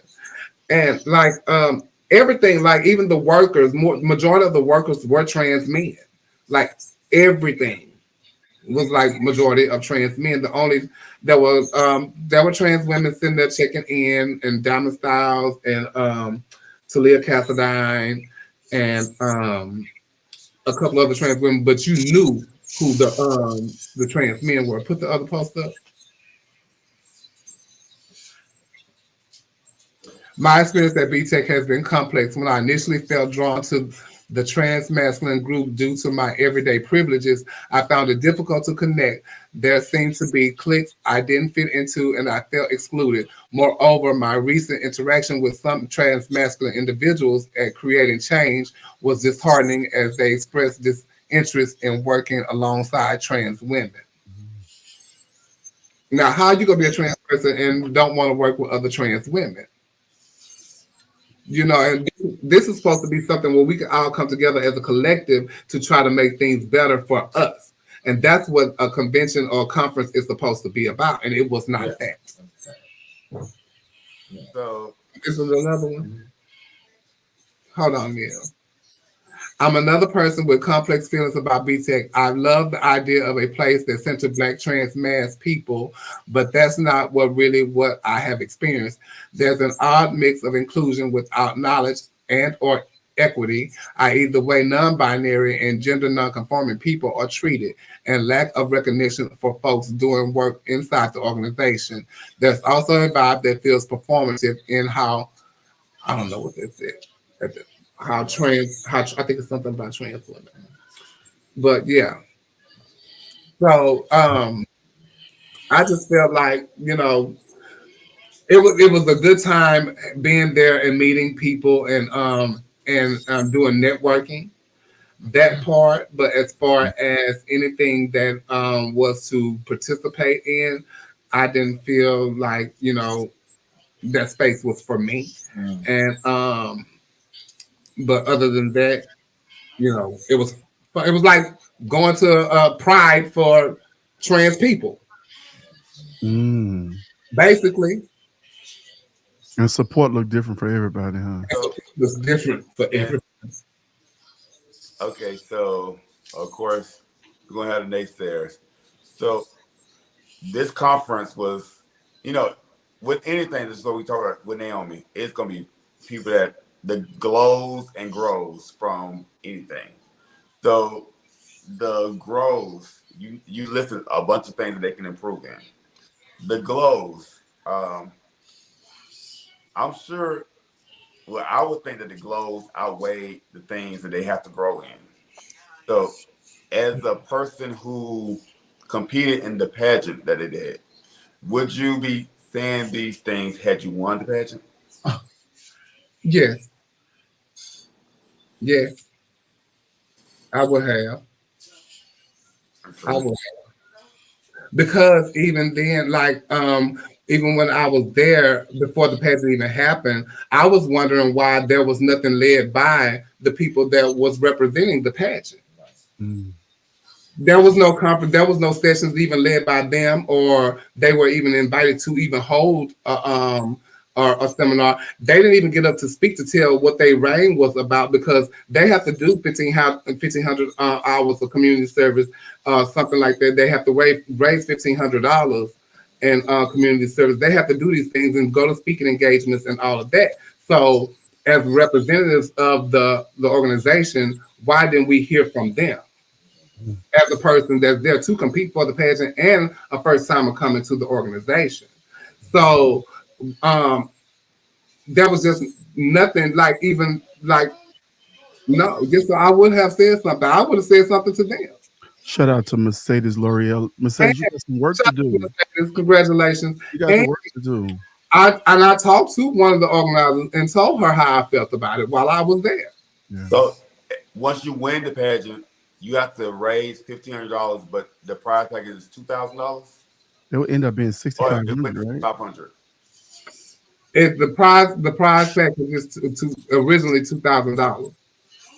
So you get $1,500 that night, and then you get $500 when you give it up. But now, since it was raised to however much it was, Mercedes in here, she can tell me it's like $600 or $700. I don't know if that was broken up over the 3 divisions or what? Because it's 3 divisions. It's Mr., Miss, and Mix, which is for the non-binary. So you know what? Let me interject with this. Gay boys, butch queens, etc., whatever we call them, they get a lot of backlash for how they show up for trans women. So are you telling me that the trans men don't show up for trans women? Is this like that's how it made it feel there at that. Mm-hmm. What I think earlier you said something about like they were like acting like they were like hyper masculine, like heterosexual men. I feel that as a butch queen, some of the trans women do that, especially the ones that's passable. Oh, you can't say anything even gay around them. They're like, oh no, I don't do that gay stuff. I don't do that. So I think it works both ways for both communities. But I always wonder about the dynamics of a trans man and a trans woman, like because they kind of part of the same thing in a sense. And I always wonder, did they show up for trans girls? Because I never see their name even mentioned or the group of people even mentioned in the conversations when it pertains to protecting trans women. It's always the gay guys who get a lot of the slack. So I want to know, like, do they show up? And like you said, you didn't feel like they do because it felt isolated, right? And some of the trans men that were there felt that way, and under that particular post, that's how they felt. I mean, I can understand that because even but that's how they felt about people that runs that organization, not all trans men as a whole. Let me say that. Okay, all right. It was about how they felt about people that was running that particular, because this is supposed to be a trans organization for everybody under the trans umbrella. Okay, it's for trans men led. So, and there was nothing about advocacy there either. It was basically about, having fun. And even she said the organization is about love. Okay. I agree, James. So divided. It really is. Yeah. I don't even understand how divided it is. So that's why we can't really come together. Because we all under so many umbrellas when it comes to who we are and what we are. So it's hard. It's very hard. I mean, when my grandma and we used to say the sissies and the bulldaggers, it went all these other things. Now we done divided up the sissies, we done divided up the bulldaggers. It's just too many things. Yeah, what's the bulldagger? But shout out to Mercedes Lord. Shout out to Mercedes. Time is a charm. Shout out to Mercedes. We really laughed and kikied and stuff in the back. So shout out to Mercedes L'Oreal. Shout out to Spike. And oh my God, Mercedes, what's your king name? Alex. Alex. It's Alex. Alex. He Shout was out to Alex. Absolutely. And he talk about Mercedes. She just Mercedes cheat. She came out to play cards and was winning all these games. I was like, oh, Mercedes, you cheating. Oh wow. Yes. I can't wait to get her back on the card table. Now she got some of that trans advocacy money. Now you may have to start playing for money. Okay. Okay. And if they don't change, they got to change BTAC to ATAC. That part. Somebody made about everybody falling out at drag pageants. Ain't no somebody. Nicole said it. Shout out to Nicole Love Dupree. Nicole, but fall out at drag pageant crown and have a fishes surpass viewing body at a funeral. I'm like, so yeah, everybody is like to pass out now. I don't get it. It's so performative to me. It's like, I agree, Roy. It's just so performative that like the people are just, you just falling out. First, bitch, you came here to win. You came here to win. So why are you so surprised when they call your name out, bitch? Take your win. Because you know that man. Come on. I ain't got time to fall out, but I'm gonna jump up and down, scream, yell, and probably bust out laughing. Because let me tell you something. A lot of girls ain't got no money to get home. So once they realize they want it, goddamn, I got to check. Because I've had to wait on my money from girls. But you better wake up and get it. How long, Trent? I'm still waiting now. Ooh. Still? Don't do it. Don't do it. Wait, Trent, who you waiting on your money from? I'm still waiting. Don't do it. Still waiting. Trent, who you still waiting on? I'm going to the next topic. Trent, text me. I'll send the name. Waiting. But they gonna know it came from him. Well, Trent, the person that they must didn't place it all. How long is Still waiting. How long has it been? He said it a long time ago, but I can't remember who he said it. Okay. But anyway, talking about organizations and stuff like that, over the weekend I did find out that I am this year's ambassador for Take Resource Center ran by Darrenisha Duncan in Birmingham. And so we Alabama to the 21st as the ambassador for Take Resource Center. So thank you so much, Darrenisha. Congratulations, Chevelle Brooks. Thank you. So I'm really excited about that. And it was me and other individuals that was up for the position. And with a prize package. So I do know that Tommy Ross has been an ambassador before. Desiree DeMornay has been an ambassador. So Angelica Sanchez. All right. And, it's only be fitting that you be too. Huh? It's only be fitting that you have it too. Yeah, it sure is. Everybody else has. I think Tasha might have been. Shit, you know. I've been waiting. And I told her too when she called and told me I was up. I was like, girl, I've been waiting every year. Like, because like, for real, girl. Like, honestly. Yeah. But so, I'm glad that I'm so excited. What are the duties for this? Huh?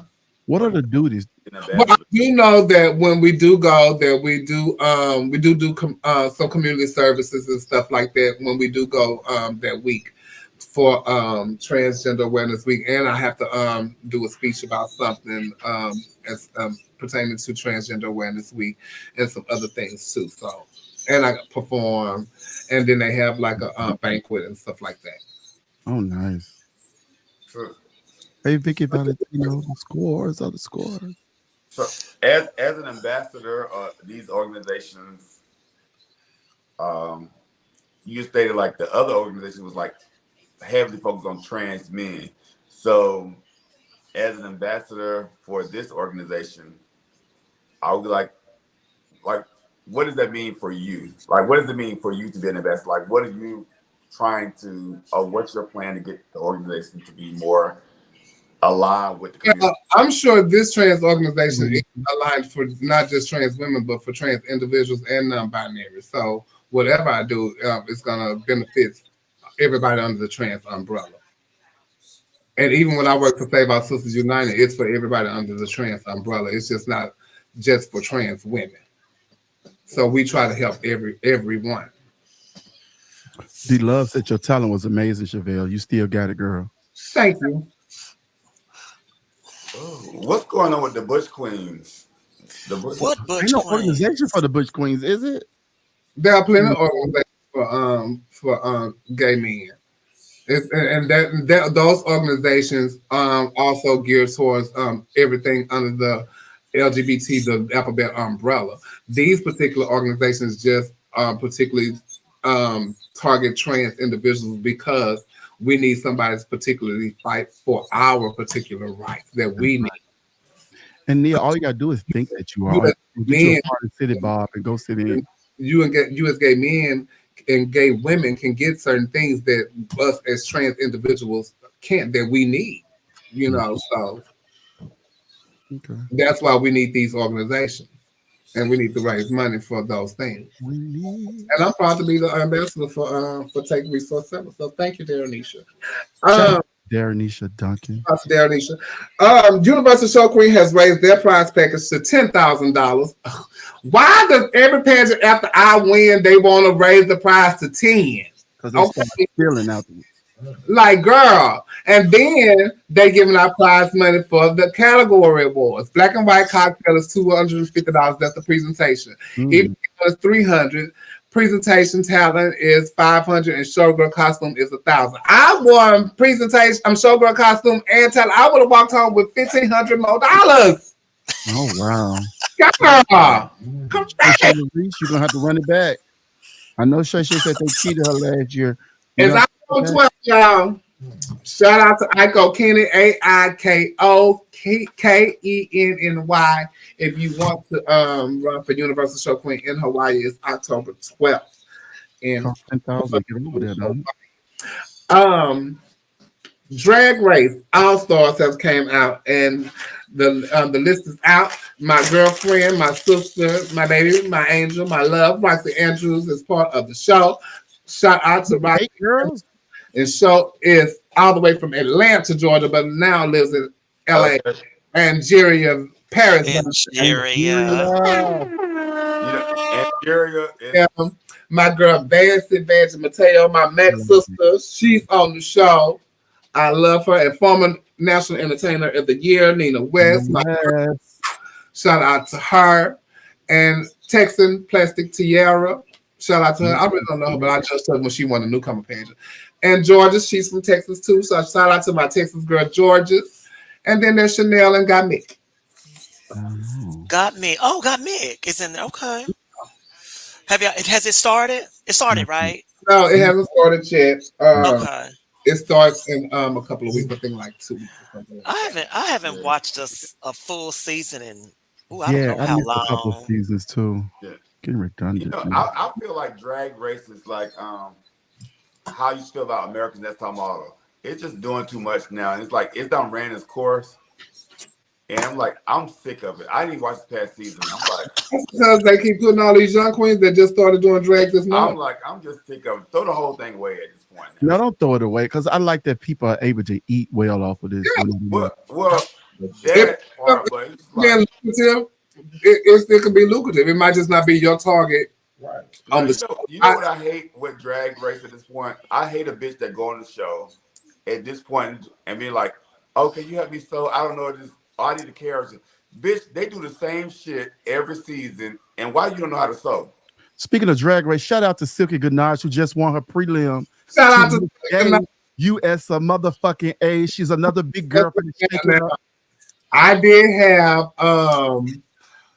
have a talk with Silky after what you call it. I'm being honest with y'all. And I was like, she's like, I want to be the next you. I was like, girl, I'm still here. And it hasn't been since 2000, right? That they had a plus queen. 24 years. Has it been that? Really? Silky, you got the girl. You were Mr. USA 2000? 2000. I thought we were reigning at the same time when I was Miss America. Mm-mm. Okay. It was me and Charity. You and Charity. That's right. She became the first. Okay, there we go. Okay. There is a chance that, Silky could pull it off. Especially if you bring her continental talent. That was really got, her, Jessica Jade, Alexa Oasis, Miss Texas, and I really don't know who else is going. But Silky had a Davenport going. They say that's real good. Sapphire Davenport.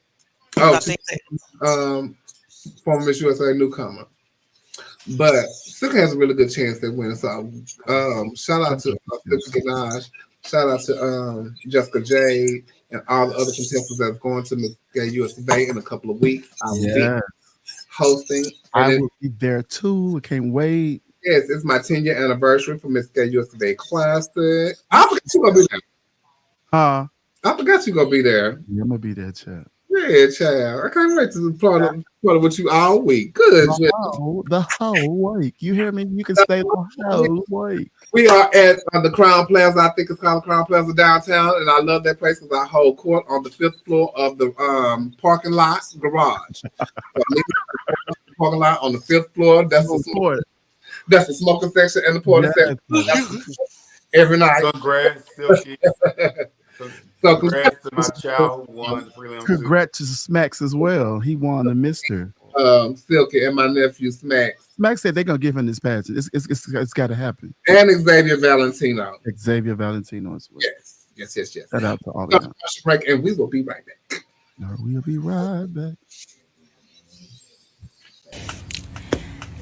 So why I thought the nigga I fucked with was being freaky? He stuck his thumb in my butt, and I'm like, okay. Yeah, I left. I got to my destination. I took a shit, and the air tag came out. This motherfucker done put a tracker in my motherfucking ass. What kind of America is this? Yes, put it on Facebook. Mom, I gotta let you go. I learned this on the internet again. At the top, I got titties at the top and dick at the bottom. Titties at the top and dick at the bottom. Titties at the top and dick at the bottom. I got titties at the top and dick at the bottom. Now you know up front, so it won't be a fucking problem. Titties at the top and dick at the bottom. Titties at the top and dick at the bottom. I got titties at the top and dick at the bottom. Now you know up front, so it won't be a fucking problem. I'm up for advice. 5 things bottoms are for getting. 1. Eat, bottom, eat. I understand that you don't want to paint on the dick, but do you want to faint on the dick? Fucking takes a lot of energy, and energy comes from food. So let the bottoms eat. They over here malnourished. Now, I'm not saying to go do a mukbang and then proceed to get fuckbang, but find foods that work for your body and time them correctly so you have all the energy you need. 2. Bring your own lube. A lot of these tops just ain't up on their lube game, and a lot of bottoms aren't either. They want to use spit, Vaseline, dollar store lotion, or an expired lube packet they got at a Pride Parade. While you should use whatever lube is available, it's best to find one that works for your body and carry your own supply. 3. Relax and push out. When any foreign object nears your booty hole, your instinct is to tighten up. But relax, you butch queen bottom. Stop clenching your hole like it's gonna run off somewhere. It ain't going nowhere. Instead, take some deep breaths, connect with your partner, and push out. Doing so will open you up, relax your booty hole muscles, and allow the dick to slide on in. 4. Train your hole. The muscles around your booty hole is your sphincter. Sphincter? Sphincter. Sphincter. And your sphincter can be trained, just like a puppy. Use dildos, butt plugs, dilators, anal beads, and other toys to open yourself up and test your limits. 5. Set boundaries. It's perfectly okay to be all Do whatever you want to my body. Dumb me, daddy. but being submissive doesn't rule out giving consent. If you're uncomfortable with anything your top is doing, you have agency to speak up and set a boundary. Yeah. Hey, what, babe? Wait a minute, y'all, this Chris Brown I'm talking to. Hey, what? You want me to run it? Run it? All right. I'm on.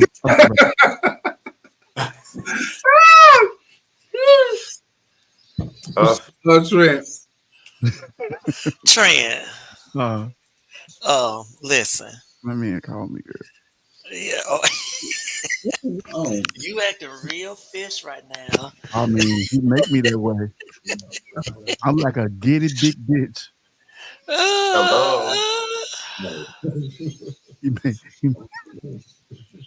And who was calling you asking about Chris? Huh? Who was calling you asking you about Chris? No, that was Chris. Oh, that was Chris calling. Wow. Yeah. Iman? Brown. Brown with an E? Tempo. Tempo. Well, you know, those are 2 common names, Chris and Brown. Well, I are know 2 you know what common. I'm talking about. I ain't talking about the brown. I'm talking about the light skin. Brown with an E, honey. Wait. It's too much jealousy going on. You know what? You do you, because at the end of the day, I'm be doing me with my 3 men. That's impressive. That's impressive. You get your just, honey. That really is impressive. Are you coming to US? You said what? Are you coming to US? Hell no. What about you, Dominique? How many contestants are there? You a double reigner, right? No, I just want. Yeah, but how many contestants are there? Love Chevelle, what's the contestant? What's the it's contestant? like 40, there? 45. I'm being DC. No, I'm really asking how many contestants, because that'll determine if I would to come for the prelim night, or if I'll come just for the last night. Trey Songz, they hating on me about me and Chris Brown. Chevelle, what are you doing? Are you gonna come fountain night? Chevelle, 14 is what Roy said. Well, they can still do a top 12. Right. Imagine 2 bitches leaving off the stage. Have to lay their head down in such shame and defeat. Oh. I'll be in DC. Dominique, come meet me in DC. It's gonna be more people there. What you gonna be doing in DC? Honey, that's Black Pride. No, that's Black Pride in DC. I ain't never been. Hey, Javon Mays. I'll be in DC with my old man. Okay, so let me ask you something. When you go on these excursions, does he always come along, or do you go alone sometimes? Sometimes I'm in the city. I'll be with my old man. When I go out of town, sometimes I'm with my old man. It's 3, so I have to Let me tell you something too, Dominique. Neil got his old man trained, baby. They don't talk to nobody. I was out Nobody. the other night with my old man. Sure was. They came in and they left. Just like that. When I Okay, move, so you move. Just like you can that. be footloose and fancy free, but he got to stand there and be obedient. No, we just have different. We have different settings that we are part of, and we have rules. He's So, like Phil at that table. I don't know y'all no more. yeah. Okay. Yeah, he don't know nobody in there. But see, his personality is probably not like Neil's. Sure not. Because they're in a throuple does not mean that, their personalities are the same. So Neil is like a people person. He's probably not like a people person. I understand what I'm talking about. Like when them girls be going with those stars and stuff. Like, you wouldn't mind if you was with Neo or something, Neo, no. I'm talking about that girl, the singer Neo. Like he That's wouldn't what I'm mind if talking he about. cheated. He wouldn't mind if he cheated and had other women because he, can your boyfriends, your 3 boyfriends, can they have other friends too? Yeah, but we all talk about it. Okay, yeah. Conversation rules the nation. Yes. Communication is key. So they do have other and clarity is the door. Yeah. We So have you keep communication, but to clarity and you open the door. it's always, it's different seasons where one is more favorable. One I'm feeling more than the others. We just have different rules. Would you marry either? Would you marry either one of them? Yeah, of course, yes. Which so one? Once you get married, will you have to cut the other 2 off?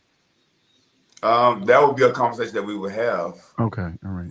I Okay, was so yourself as being with one? But what I love is I'm that telling you, the communication is there. I'm in long-term relationships though. Like the person my other person who used to work around the corner from Chevelle, that was years ago. That was over 10 plus years ago. Oh wow. And a long time ago. Mm-hmm. Yes, and we still 10 years in the gay life, that's like 30. Yeah. True. Y'all can retire. I know a couple here that's in the throuple, and y'all know Miss Thing that's in Drag Race, Britney Spears Fish. She in the throuple. She's in the throuple. Mm-hmm. We saw recently the clip of Mickey Howard appearing to be tipsy while doing the show. appearing. Do y'all feel like entertainers should drink while working?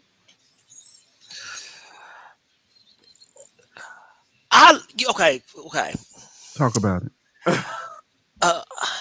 I enjoy having drinks while do you get just where you can't even walk, or you can barely walk across the stage because you are so drunk? But it just, when you're in that setting, Dash.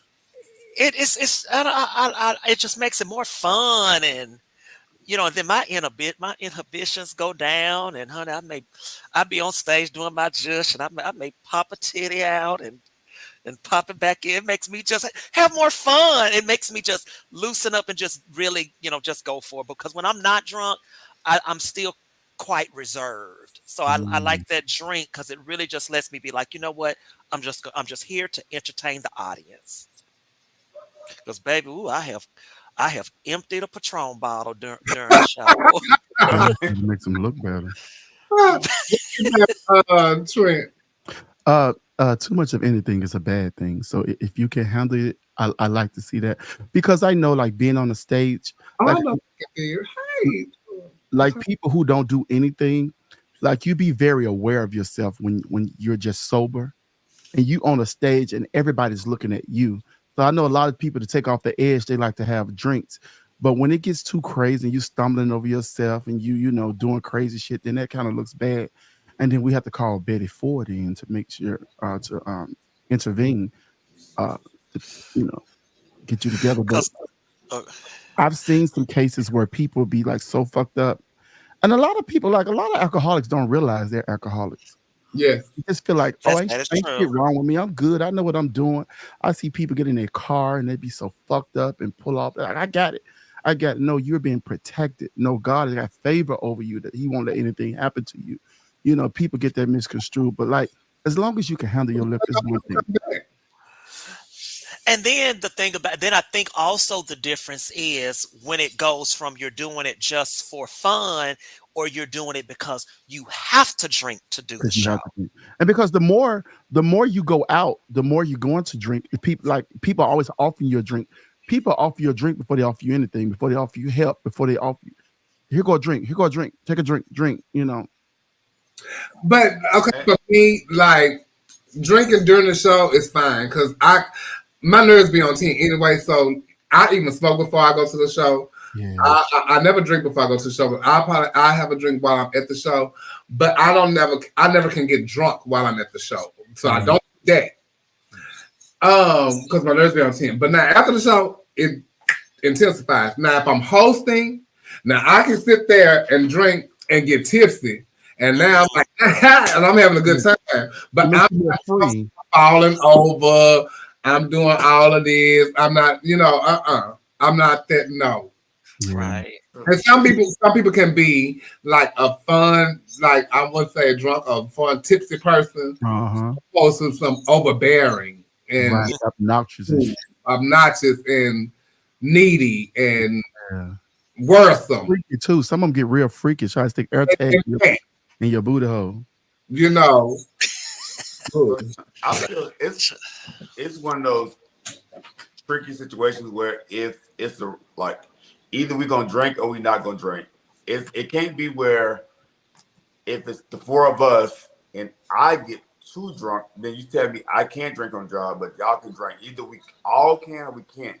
Like the rules have to be consistent to me. Like we're just not drinking, or we are drinking. But if we are drinking, then don't get upset when this person drinks too much, because as an entertainer and this lifestyle, I feel like people constantly offer you drinks. Yeah. And I have plenty of examples of girls that tears it down on shows, but I no. But it's up to you as the entertainer or the person who's at work to say to know how to regulate yourself. I think you can take a bump and buck the whole show nonstop. I know some people that do that too. Some people need that. They need it. Seeking masculinity is a feminine trait. What are your thoughts on this? It's well, I can't say. You can't say normal world. You can't say it's supposed to be. But in who? Girl, in life, it's supposed to be. But as a gay man, how does that equate to being a feminine trait? That don't make any sense. That don't make any sense. Seeking masculinity, no, it doesn't make any sense because you're a gay man, you like men, so you know. But some people really look for the trade type people or the more masculine looking people. Yeah. Hyper masculinity is a turn off for me. Me too, Chad. So, like, even the person you saw at the conference. Yeah, but the person who you saw me with the other night, Trent, the appearance of him looked one way, but he like it from the back. But once you talk to him at XYZ, he's just an everyday bush queen. Sure, Chris Brown, keep on texting. But I can't do the masculine, like the over masculine thing. I need a regular, where I consider a regular bush queen. Yeah. And there are some that, I mean, they take it to the extreme.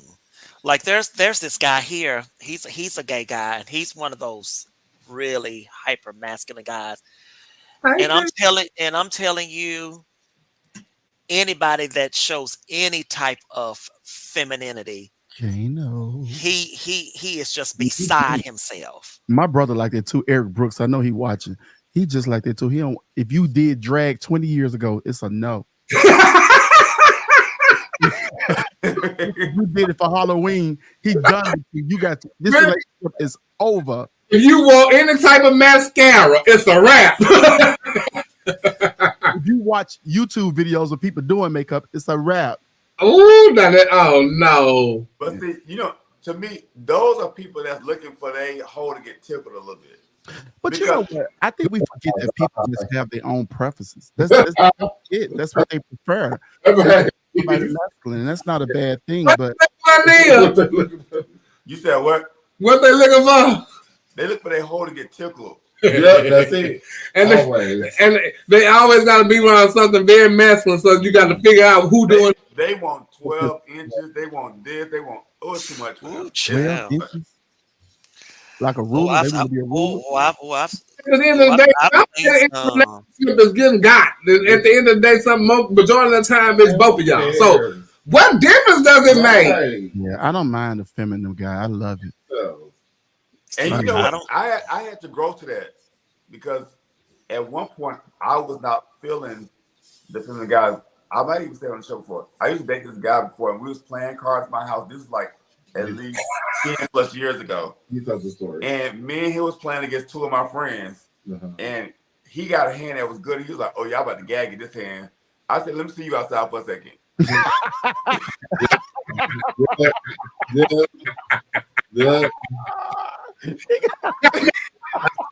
Put that man out.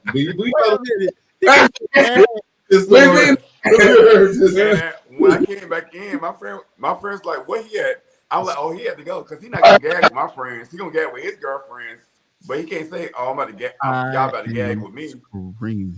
So he had to go. Now you okay to let him gag? Now I don't mind now, but back Now, then it's hard we to think about who Jay said though, because every minute you talking to them, they jumping up doing the goddamn 8 count. So that's kind of hard.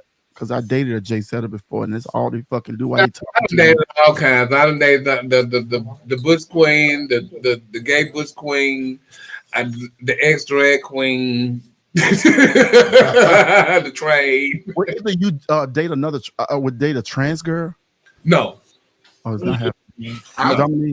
I would. No, I can't. Coco said she would. I just can't. Coco. Yeah. Huh?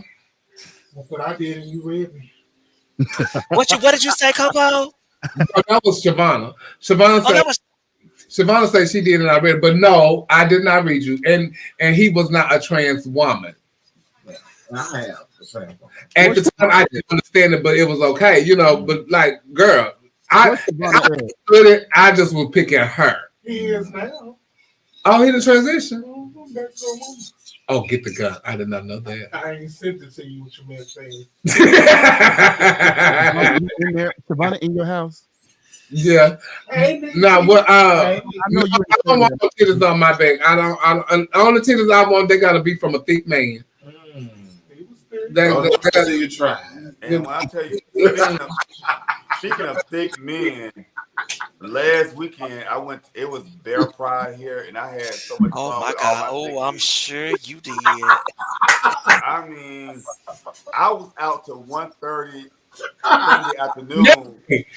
Oh my goodness! When you with a thick man with that's got some, do you like to suck on them? No. I mean, I tell them, sit your belly on my forehead. Sit your belly up here. What a domination.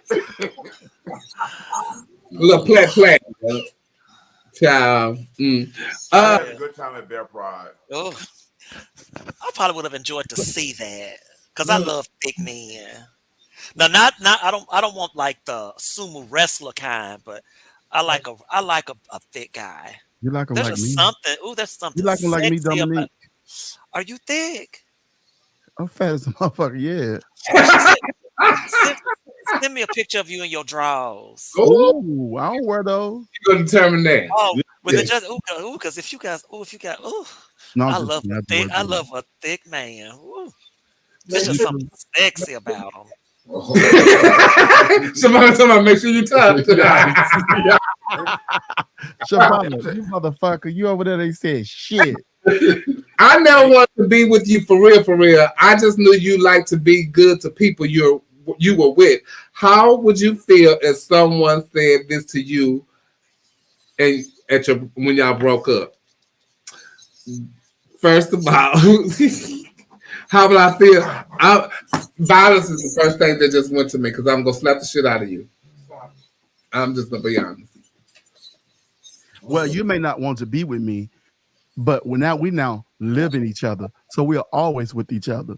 So guess what? That ain't no motherfucking slight or no motherfucking shade, because the things we did will go down in history and you'll never fucking forget it. Now push that out when you get to the commode. How you live in you? Push that out when you sit down. Yeah. Crazy. I woke up this morning with a little bit of my friend love inside me. You know what? Oh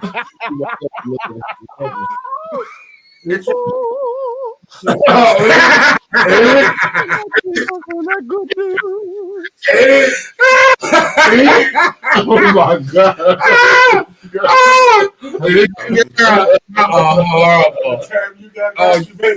It was something else. I had some love deep down inside of me. Oh, it definitely changed colors. It was, yeah. Did you go to work with it in you? Oh, it Said definitely. what? Chocolate. Did you go to work with it in you? Oh, well, because I wanted to feel good at work. So yeah. Okay. So do you have to wear a panty liner when you do that in case it run out? No, it's not gonna run out because I'm gonna keep it in. Oh, you got a good grip. No. Squeeze that sphincter, baby. That's a lie. Ooh. If it still works. That's it. Are you someone that doesn't mind rejecting someone else or don't empathize with someone's hurt feelings when they are rejected, but don't like it when it happens to you? That sounds like a question that can be you. That's a nice question. That sounds like one of the questions they gave if it was about advocacy. Your question was so fucking long, y'all had. Why did the chicken cross the road? And when he crossed the road, he talked. So what part of the chicken did he fry? I was giving over there at that page and bitch when they was asking before I got to say, I'm like, what? What's going on? And we're gonna go back to this question though. But before we go on, the guy comes back there and tells all of us the dates for Transgender Day of Awareness and Transgender Day of Remembrance and Transgender Day of Visibility, March 31st and November 20th. You have to remember those, right? Yeah. Because they might ask you these questions. So when he came to me when we're getting ready for talent, which is the second category. And he came to me when we getting ready for talent. I said, what? And he said, remember these days. I'm like, are you serious? He said, yeah, they might ask you this in question and answer. He's telling everybody. And I'm like, this wasn't in the handbook. Like I read it. Yes, it was. No, it was not. Yes, it was. You should know it. Okay, so bitch, in the past, I'm thinking, like, I'm trying to remember this while I'm doing the past. I'm like, bitch, I go back and read the goddamn handbook. I'm back and forth. It's not in there nowhere. But they did ask them something about it in the one. I think they did ask one of the questions was about the day of which one of them days. Yeah, they asked Kamaya that. It was Kamaya. Yeah, they asked Kamaya that. I knew it. Yeah, so like, girl, I'm like, Miss Woman. But yeah, that's what this was. I'm gonna read it again. Mm-hmm. Are you someone that doesn't mind rejecting someone else? Or don't empathize with someone's hurt feelings when they are rejected, but don't like it when it happens to you? I think it's a lot of people like that. Yeah. I think a lot of people don't mind being the rejecter, but they act in a very adverse way when it's them being rejected, and they feel like, "Oh, how dare you?" and they feel slighted. Well, that's a normal. But however, but when you, rejection is such a kind of like a negative word, but I think it's all in how you do it. Say it, Dominique. It's all. You don't want to make a person feel demeaned or where you be like, what? Well, I could never. It's all in the way that you do it, I think. But yeah, I think it's a lot of people that are like that. I think rejection is normal. I think it happens to people all the time. But you don't have to be distasteful. You don't have to be distasteful, but it happens, and it doesn't matter about how you look, because somebody as beautiful as Holly Berry has gotten cheated on, Rejected. all XYZ. So, you know, people reject based off different reasons. It doesn't mean necessarily equates to beauty or how you look. It can be personality traits. It can be all types of things why people just are not fond of you. Mm-hmm. Listen, if you can't stand being lied on sometimes, you can't stand when friends talk about you sometimes. No cross, no crown. Listen, rejection. Is that Shavonna? I am screaming. If you can't stand with friends that you're down. Listen. Oh, why is Shavonna there? I have my daughter here with me. Shavonna's been on this goddamn screen. She gonna be there for the Splash weekend. No, she leaves Friday. Oh, damn it, Shavonna, come to Atlanta. We gonna have fun. Please come to the city.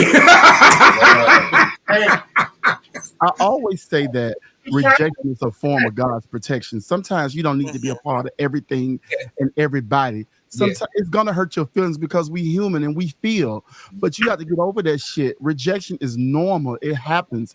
You bounce back from this thing. Sometimes you dodge a bullet. You know what I'm saying?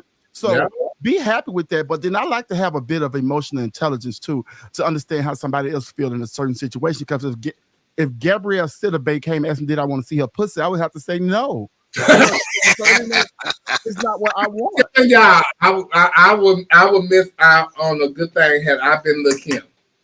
I would not be Lil' Kim had I been Lil' Kim. Because when Biggie walked up on me, I was like, this mother. I mean, Biggie was telling her it can be as good as the best of them, but as bad as the look, you got Dominique. You know that. Look. You know that's my She's all ratchet. Honey. Who's so ratchet, child? Can you say that you have felt true love from someone? Yeah. Oh yes, of course.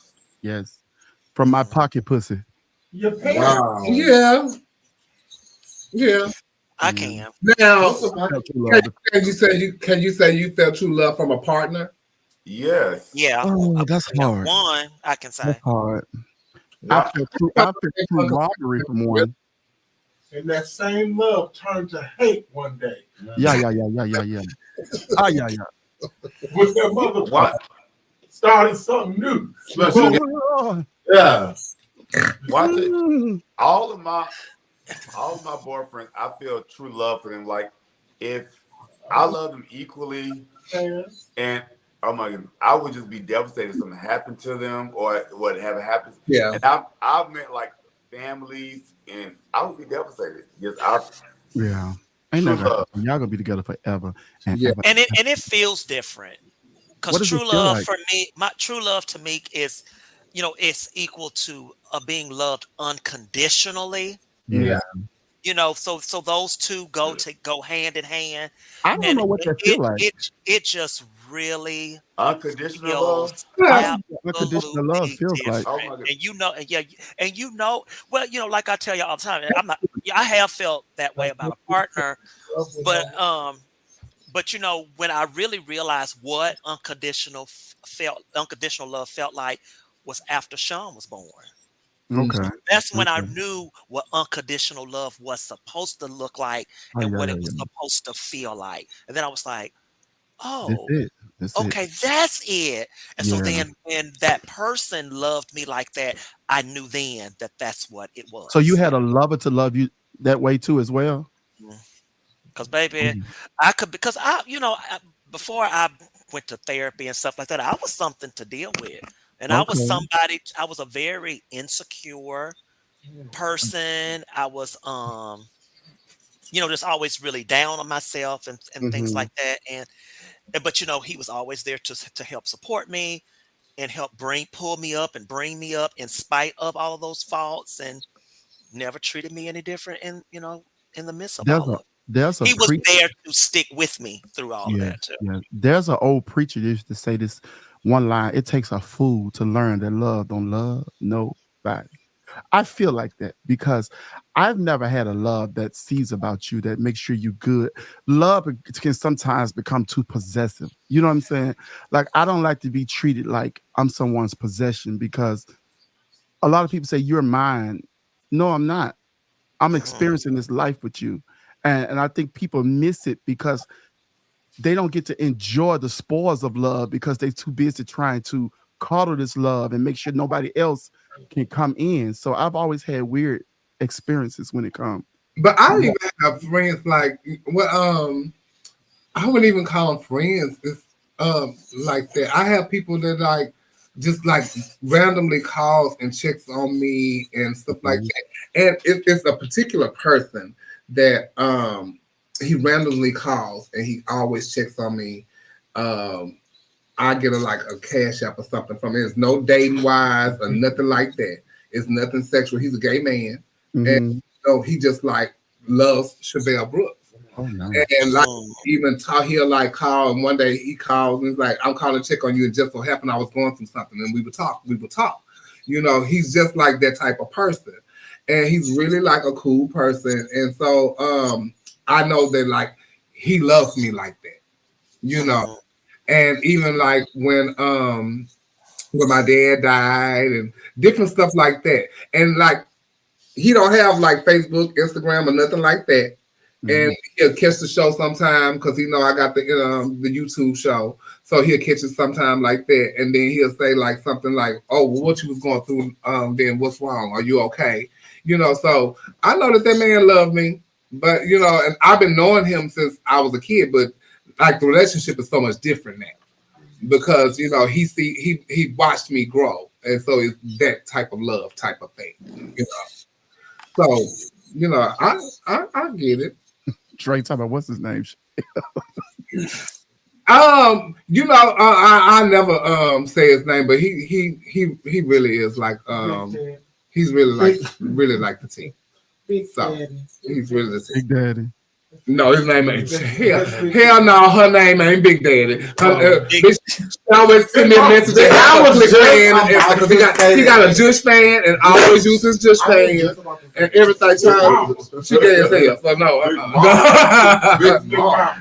It's all about me. No matter the situation, they tie themselves to it. Do you know anybody like that? Yes. Oh my God. Yes. Look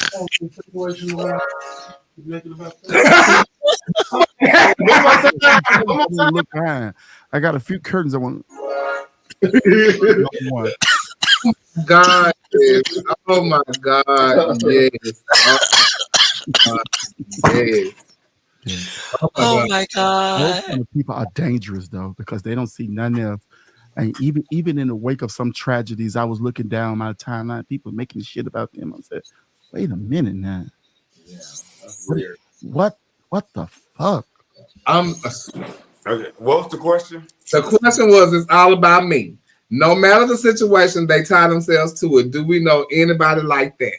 And then just instead of listening to someone and what they're going through, and just like, sometimes a person just wants you to listen and just let them get their grievance out. They don't want you to rebuttal. No, they just need a listening ear. You always have to solve the problem. Oh, this person sound like Virgos to me. I'm a Virgo. No.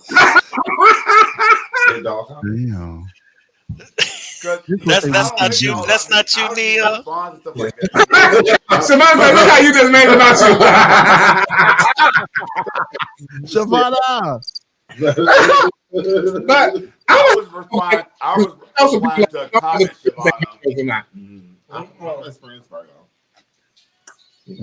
Virgos are self-centered though.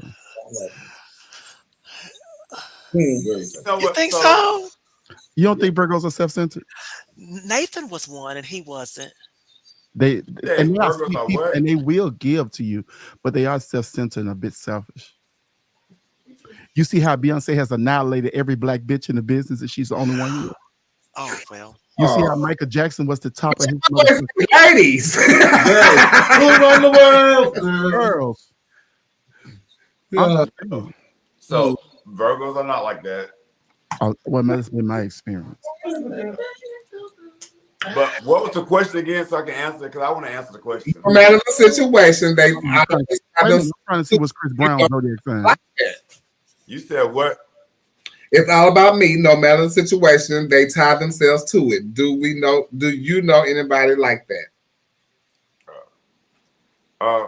It's plenty of people like that. Even when things happen, people find a way to attach themselves to the event or the thing that's happening. Earlier this week, Trinity made a post, Trinity Bonet, and somebody commented on her like, "Oh, it's all like make it all about you for somebody that's trash." So like, so you know, people do that all the time, and it's like when people get into beef with other people, like, why are you getting into beef with this person? It's not about you. But people love to invite themselves into somebody else's situation. Like, just let it be. Don't bring yourself into it. Yeah. Allow people to have their moment without intruding on their moment. Certain things you I don't. be telling people all the time. In every movie, every story, you are not the main character. Stop trying to make yourself the character. You're not number one on the call sheet, baby. Yeah, Sometimes you you are not the main character. That's real, Neil. Yeah, but that is true. Hey, look what they look what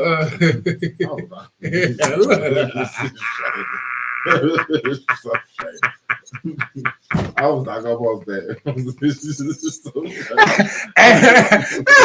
That's time. Cause I'm both from Houston, girl. Montego understand what I'm saying. Yeah, y'all both from Houston, girl. Don't act like that, B. He has annihilated them bitches. Y'all, a girl came and dropped those songs. But you gotta understand the Usher thought he's gonna have a Super Bowl moment. She said, "Hold on, I'm dropping the country album." Y'all forgot about the Super Bowl. Hello. Case in point. Yeah, but that's a pretty strong point. Case and motherfucking point. You show that was the biggest performance of his life. That was the biggest performance of his life, and she's one of the biggest stars of our time. She didn't need Super Bowl to announce that she was going to do an album. I just want people. You could have waited to later on Valentine's Day. People just got to stop making moments about them. Beyonce. Let people have their moments. It's not about you. If a Matty Mouse clock would have did that, they would have had a problem. Oh, Matty Mouse. Wow. Let's switch it up. Let's switch it up a little bit. A lot of students and faculty at Morehouse are upset that Morehouse president has President Biden speaking at their commencement ceremony. Do you think that this is a bad sign for Biden moving into the election? I'm going to show this video and we're going to come right back. I would like to give my donkey of the day to the president of Morehouse, David Thomas, for extending an invitation to President Biden and passing up so many prominent black figures who were more deserving, and also for not listening to his faculty and student body at Tuesday's town hall meeting when we urged him and pleaded with him to rescind the invitation. Are y'all going to protest President Biden when he comes?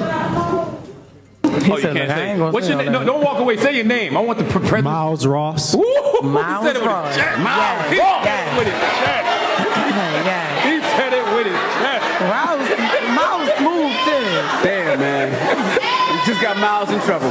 Y'all got to watch Miles. Miles do everything with his hands in his pocket. My donkey of the day goes to. He do everything with his hands in his pocket.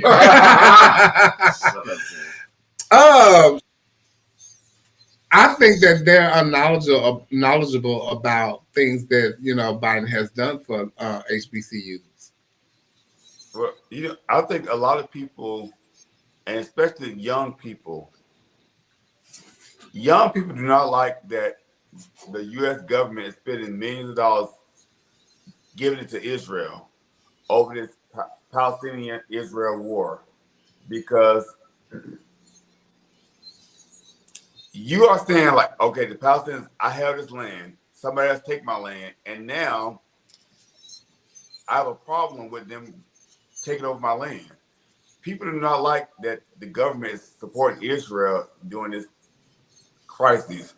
However, the government is saying we don't have money for all these other things because all the millions of dollars that you're giving to Israel, you'd be funneling that money into the United States. College tuition, free health care, free all this kind of stuff. So people do not like that the government is doing that. And I agree. You agree that they could have somebody else other than Biden? No, not other than Biden. I just don't agree that the U.S. should be spending that money on this. This is millions of dollars that you giving to another country. That maybe billions, right? It's too many people here that need money. It is. It is. And it's a bad sign for Biden. So what does it mean? All these colleges are protesting all this shit, and you running for presidency. You running to be president. So would they rather have Trump? Because that's the only other option. Well, the thing is, I personally believe Trump probably will be elected, but the Senate needs to stay Democratic. If the Senate stays Democratic, then it's gonna be not okay, but it's gonna be okay because you still have a balance in government. But that's a if. Well, yeah, that's a if. So I think people need to stop looking at it as we voting for Biden, but we only have two choices. We are voting against Trump. Should be the the thing. We voted against Trump, but let me tell you, young people, even the kids at my school was like, "Oh, I heard Biden don't want to have TikTok, so I ain't vote for him." So young people at my school, they already talked about they ain't vote for Biden because this their first election, they just turned 18, and they just know Biden trying to get rid of Trump, so they ain't vote for him. And now the other young people in college not happy with how the thing going with the Palestinians and the Israelites. So it's a lot of stuff going against them. Do y'all talk about politics in school, Neil? Yes, we do. And do y'all have seminars and stuff like that where they Well, we talk about it, but you can't like give your overly opinion. You can't do that. But yeah, you introduce a topic and then you let the kids talk about it. And so they have debates about it. I agree, with Maurice. Yes, they do. We got our own issues here, so.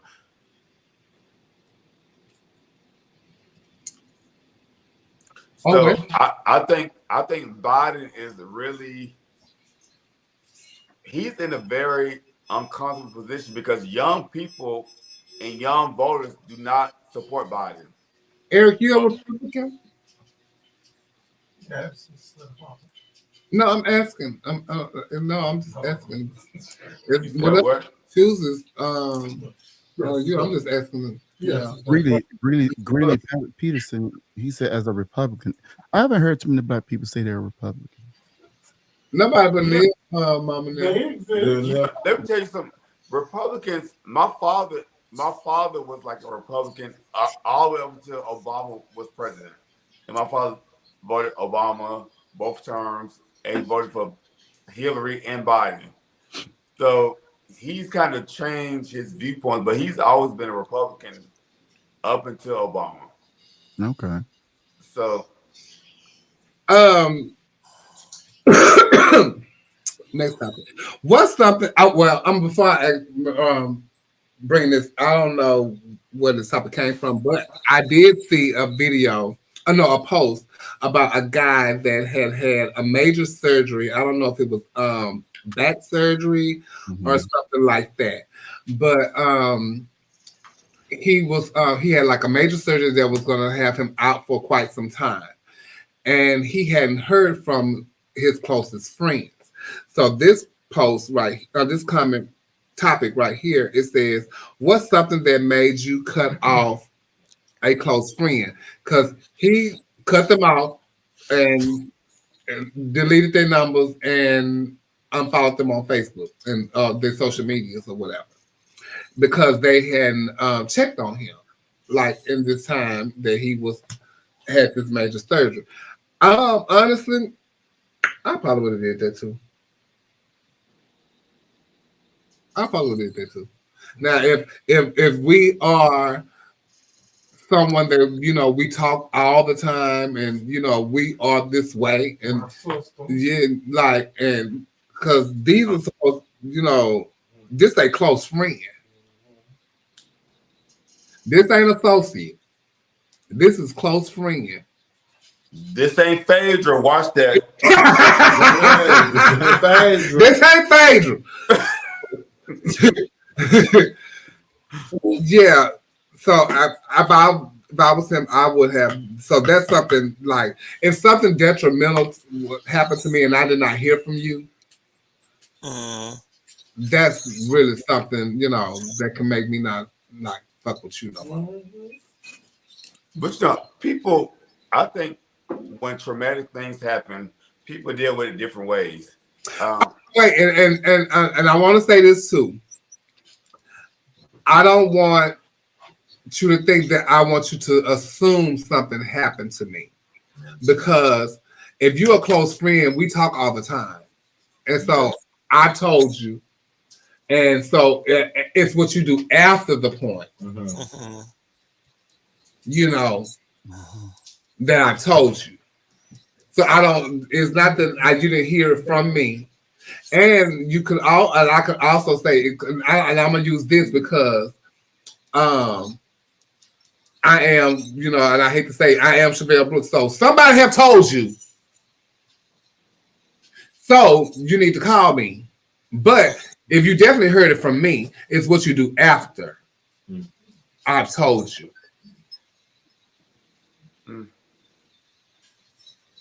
And if you don't do nothing after I told you, then I feel some type of way, and I'm gonna have to But Neil, figure it out. Yeah, go ahead. Neil, you said what? What? She said, "Go ahead." Go ahead. I don't forgot the question. What was something that made you cut off a close friend? Oh. If I feel like we are not growing at the same level, it's not that I want to cut you off, but my communication with you might not be the same, because I need to grow with people that's helping me grow. I need to play with people who, if I bounce an ideal off you, I want you to be able to help me with that ideal. So a lot of people, I just had to cut off. But I still love my friends. If we are friends, I have a really close friend now who I have not spoken to in months, because I feel like we're at two different wavelengths. I still love him to death and will do anything for him, but I just day to day, I don't want to talk to you. Dominique, I still love you to death. What's up? You cut off a close friend. Trustworthiness is a major thing for me. So I think betraying my trust would be a big thing for me. Me too, and I say the cutoff thing because of what I was talking about. But trust is because I have cut somebody off completely, because of my trust with them. Yes. And it was somebody, because I'm a friend with you, to you, I'm your friend, and you can tell me whatever you want to tell me, and I will hold all of your secrets.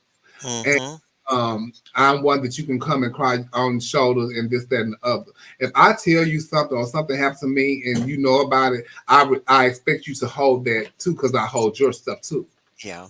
Now, if you go behind my back and do something and tell my business, then I'm gonna instantly stop fucking with you. And I mean, I will, for real. Because it happened. Somebody made a post about economically parallel. Me and the person didn't fall out because of money or anything like that. We just fell out because we didn't fall out because that's my friend. I would never engage publicly who this person is because I'm still gonna ride it out with them. Mm-hmm. But we just personally, I just need to separate myself for my balance. But it has nothing to do with money. It has nothing to do with anything like that. Because publicly, nobody would ever know who this person is. Everybody know if I'm in the building with that person, they know I don't fuck with that person. Yeah. They know because I'll come in the circle with you and speak to everybody, hug everybody but you. But if somebody's my like true friend and we're going through it, I'm still gonna like publicly, we're gonna like do the hey bye thing because at the end of the day, it's our shit. The day got to end. It's not nobody else's shit. So come on, Trent, and guess what? It's gonna end early for you. What's something that made you cut off a close friend? I was asleep one time. One of my close friends ate my booty and made me nut. So I said, never felt that before. So I said, you cannot be my friend. You got to be my lover. Well, that's the truth, man. I mean, well, that's the word. No, I'm just playing. Ricky Darky.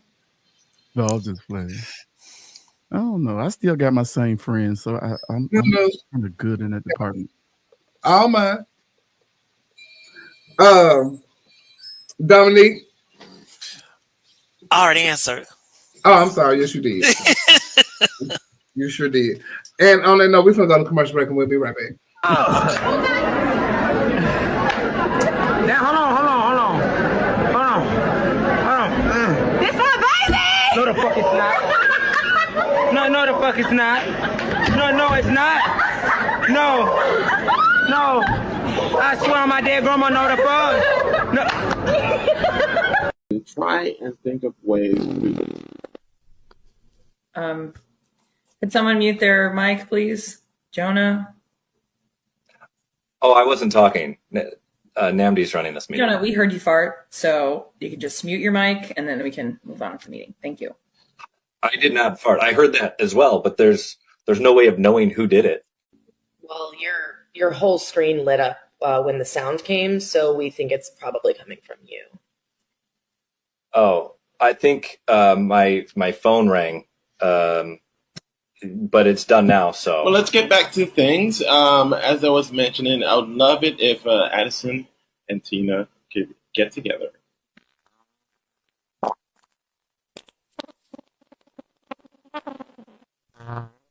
Jonah, are you ill? Are you sick? I didn't do that. Oh no, we definitely. Your eyes glazed over. Yeah, you told. That thing is fully functional. Oh my gosh. Hey, y'all come get this badass baby. She full my fur again, my papa ass. Bitch, get off my damn fur. Hell wrong with you. Don't look startled. I told your planner's peanut-headed ass stop touching me. Go ahead and try it again now. I'm a two-piece your ass at the time now. Go on now. Y'all get this damn baby now. I told y'all I don't play with kids. Oh, go ahead. Laugh it up. This baby grab my damn fur again. I'm gonna claw the shit up. Are you here turning tricks, yes or no? No, I'm not here turning tricks. I'm not a $20 whore. I'm not a crack whore either. Did I say you were? Well, why'd you ask me that then? I just asked if you were turning tricks. If you've been arrested for it, I'm asking you. A $20 whore. $20 I'm not a crack whore. Callissa's one nigga. She was $30, bitch. Okay. You just had 35 on a good night. We want to thank y'all for tuning in to our point of view. Please don't forget to we have Christopher's Cash App and Zelle down at the bottom. So if y'all will please. One of those videos aggravated me. What videos? I don't know. A video about, the girls want to be girls, and you can when you want to be the girl, and then you do like masculine things, and you want to poke your stick in people. It just aggravates me. Why? Like, pick a side. Like, why that aggravates you? Well, Shavonna tops. Don't be doing that. Well, of course, Shavonna got to be the top. Whoa, Shavonna, they talking about you. Bad too. I ain't talking about Shavonna either. Shrink introduced Javon to the conversation. But what bothers you about what video? The video, it was like 2 videos. The second to last video. He talking about the one where the man said, "Oh, it's you fully functional." Like, yeah, you fully functional. Like, girl, if you gonna be fully, that's why the girls gonna be fully functional. But then they want you to carry your bag outside the club when they do a show. Girl, you fully functional. You did Tony Braxton on the show tonight, but you want me to carry your bag out. Girl, get out of here. And her privacy of her Dubois, of whatever, Boubois, whoever. Neil, this is how you ran Nicole off the show. So shut up. No, I'm just saying. In the club, you're not gonna be fully functional on my time. And then I grab your bag to go to the club. Muscles, hairy chest, thick thighs, and legs is getting plowed out in front of everybody, 600 people at the purple party. Yeah. Damn, just like that. Yeah. Supposed to be normal. Right. So the girl that's fucking the man that's 6'5" with the muscles and the hairy chest, have a good time. Let Let her have her good time. Let her have a good time. Maybe However, live. the Bush Queen that's at the man that's 6'5" is getting plowed by the guy that's 5'6". However, the Bush Queen at the club killed. Most of the Bush Queens at the club not doing that, but you want the Bush Queens at the club to carry your bags. Girl, if you don't carry your bag out of here, what carrying our bags got to do? You always got to have trolling. That's perception, honey. No, carry your bag, bitch. Y'all are male dominant, so carry these fucking bags. If that's what you perceive like you a boy, so carry the bags. Just like the girl perceived that like in him. Okay. Facts. Make it make sense. What a sound effect said. Facts. Okay. Facts. I'm sure the bitch child, listen.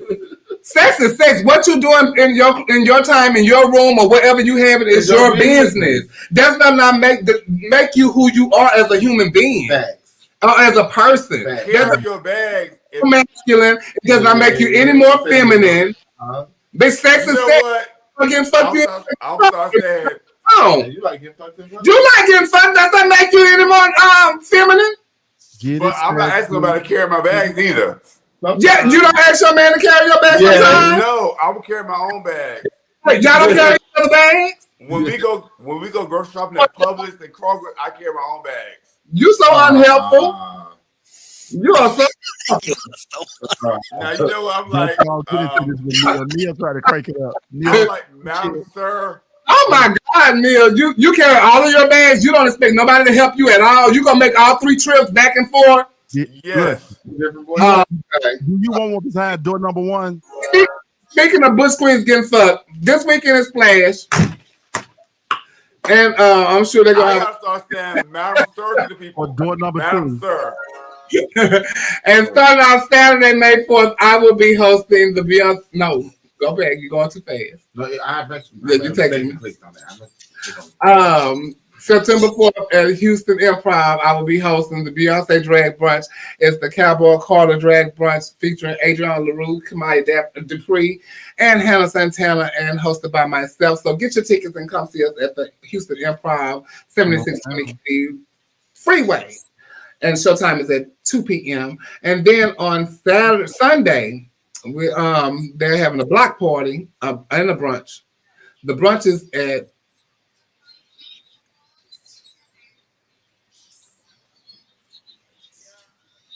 Madam Sir. Madam Sir.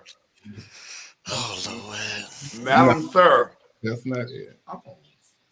Can you carry your bags, Madam Sir? Yes, I got it. Okay, that's it. You need to stop, Neil. No, that's the block party. But anyway, the block party is Sunday night. By myself, my Braxton and Danny Corvinus with DJ Panda. And it's a free block party. They got free margaritas. They got free food. It's free entry. It's going to be all type of artists there. Giselle Barbara Royale will be there. Myself will be there. Glam will be there. Tommy Ross will be there. Portia Paris will be there. Sasha Sanchez will be there. Some strippers, Just Jermaine. Zafar, Sinister, Lick Lick.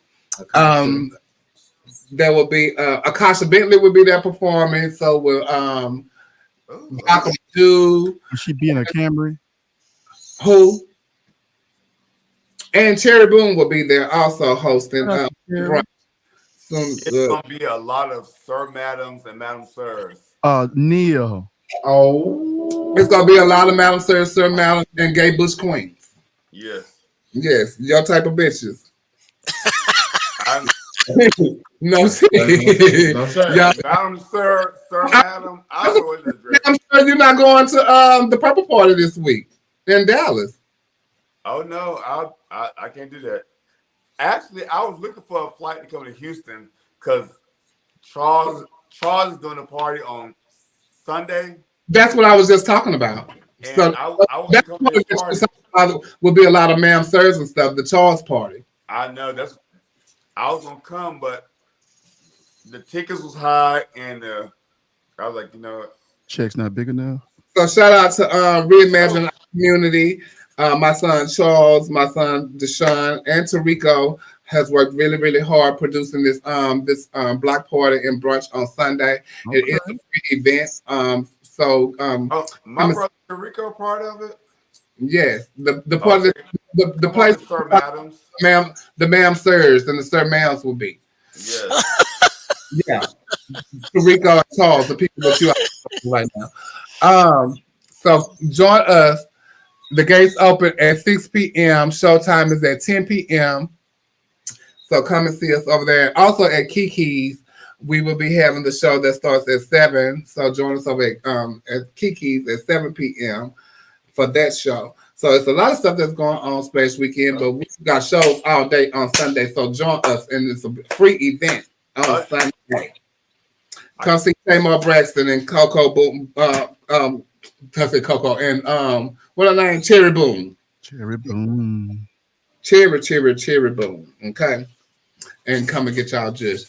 I want to play a video in dedication to Ryan, and we'll be right back.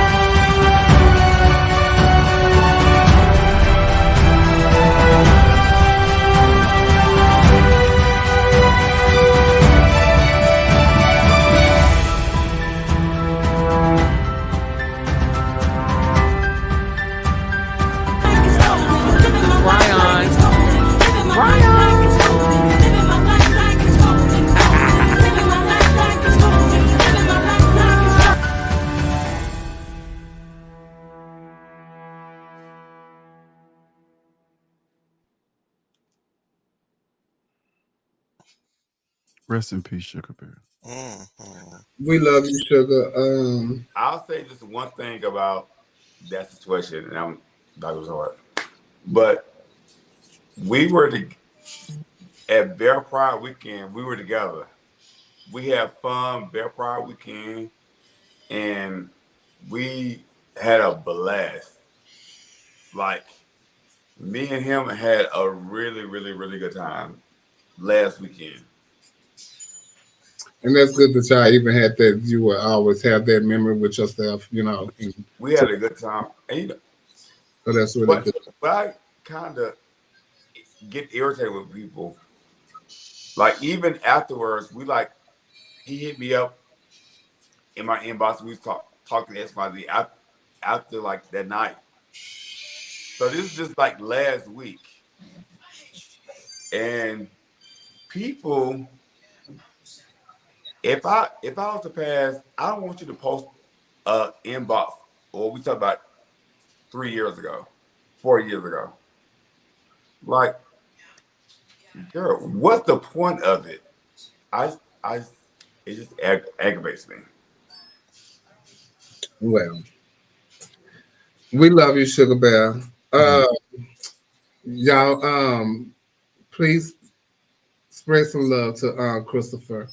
And if you can, if you're able to, hit up his Zelle, his Cash App, text him if you have his number, send him a message on his Facebook, let him know that you're thinking about him. If there's any organizations out there that could help him, please reach out to him, reach out to one of us on the panel, and we can put you in contact with him to help him with mental health issues and somebody, a therapist or something like that.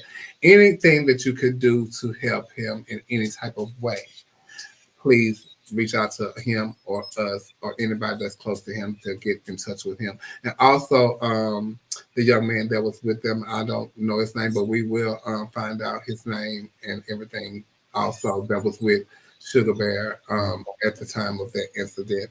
So that tragedy, not incident, but tragedy. So we thank y'all so much for tuning in to Our Point of View. We love y'all for free over here, and we appreciate y'all support. Please go and subscribe to Chevelle Brooks 75 on YouTube so you can get the notifications when we are live. We love y'all for free. Oh, wait, where did that come from? What is you doing, Coco? I have the slightest idea. Okay, but we love y'all. Thank y'all so much. Good night, everybody. Good night. But what does that mean? I gotta go. I gotta go.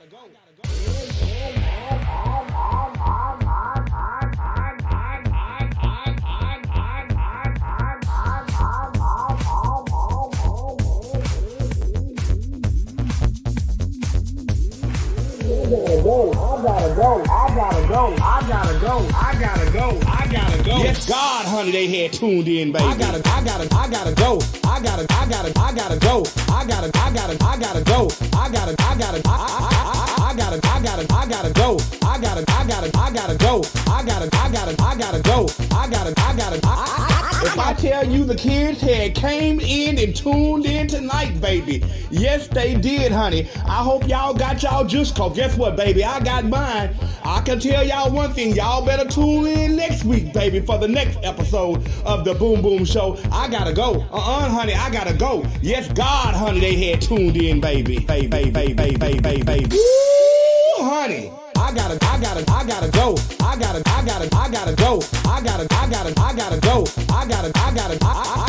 I gotta go. I gotta go. I gotta go. I gotta go. I gotta go. I gotta go. I gotta go. I gotta go. I gotta go. I gotta go.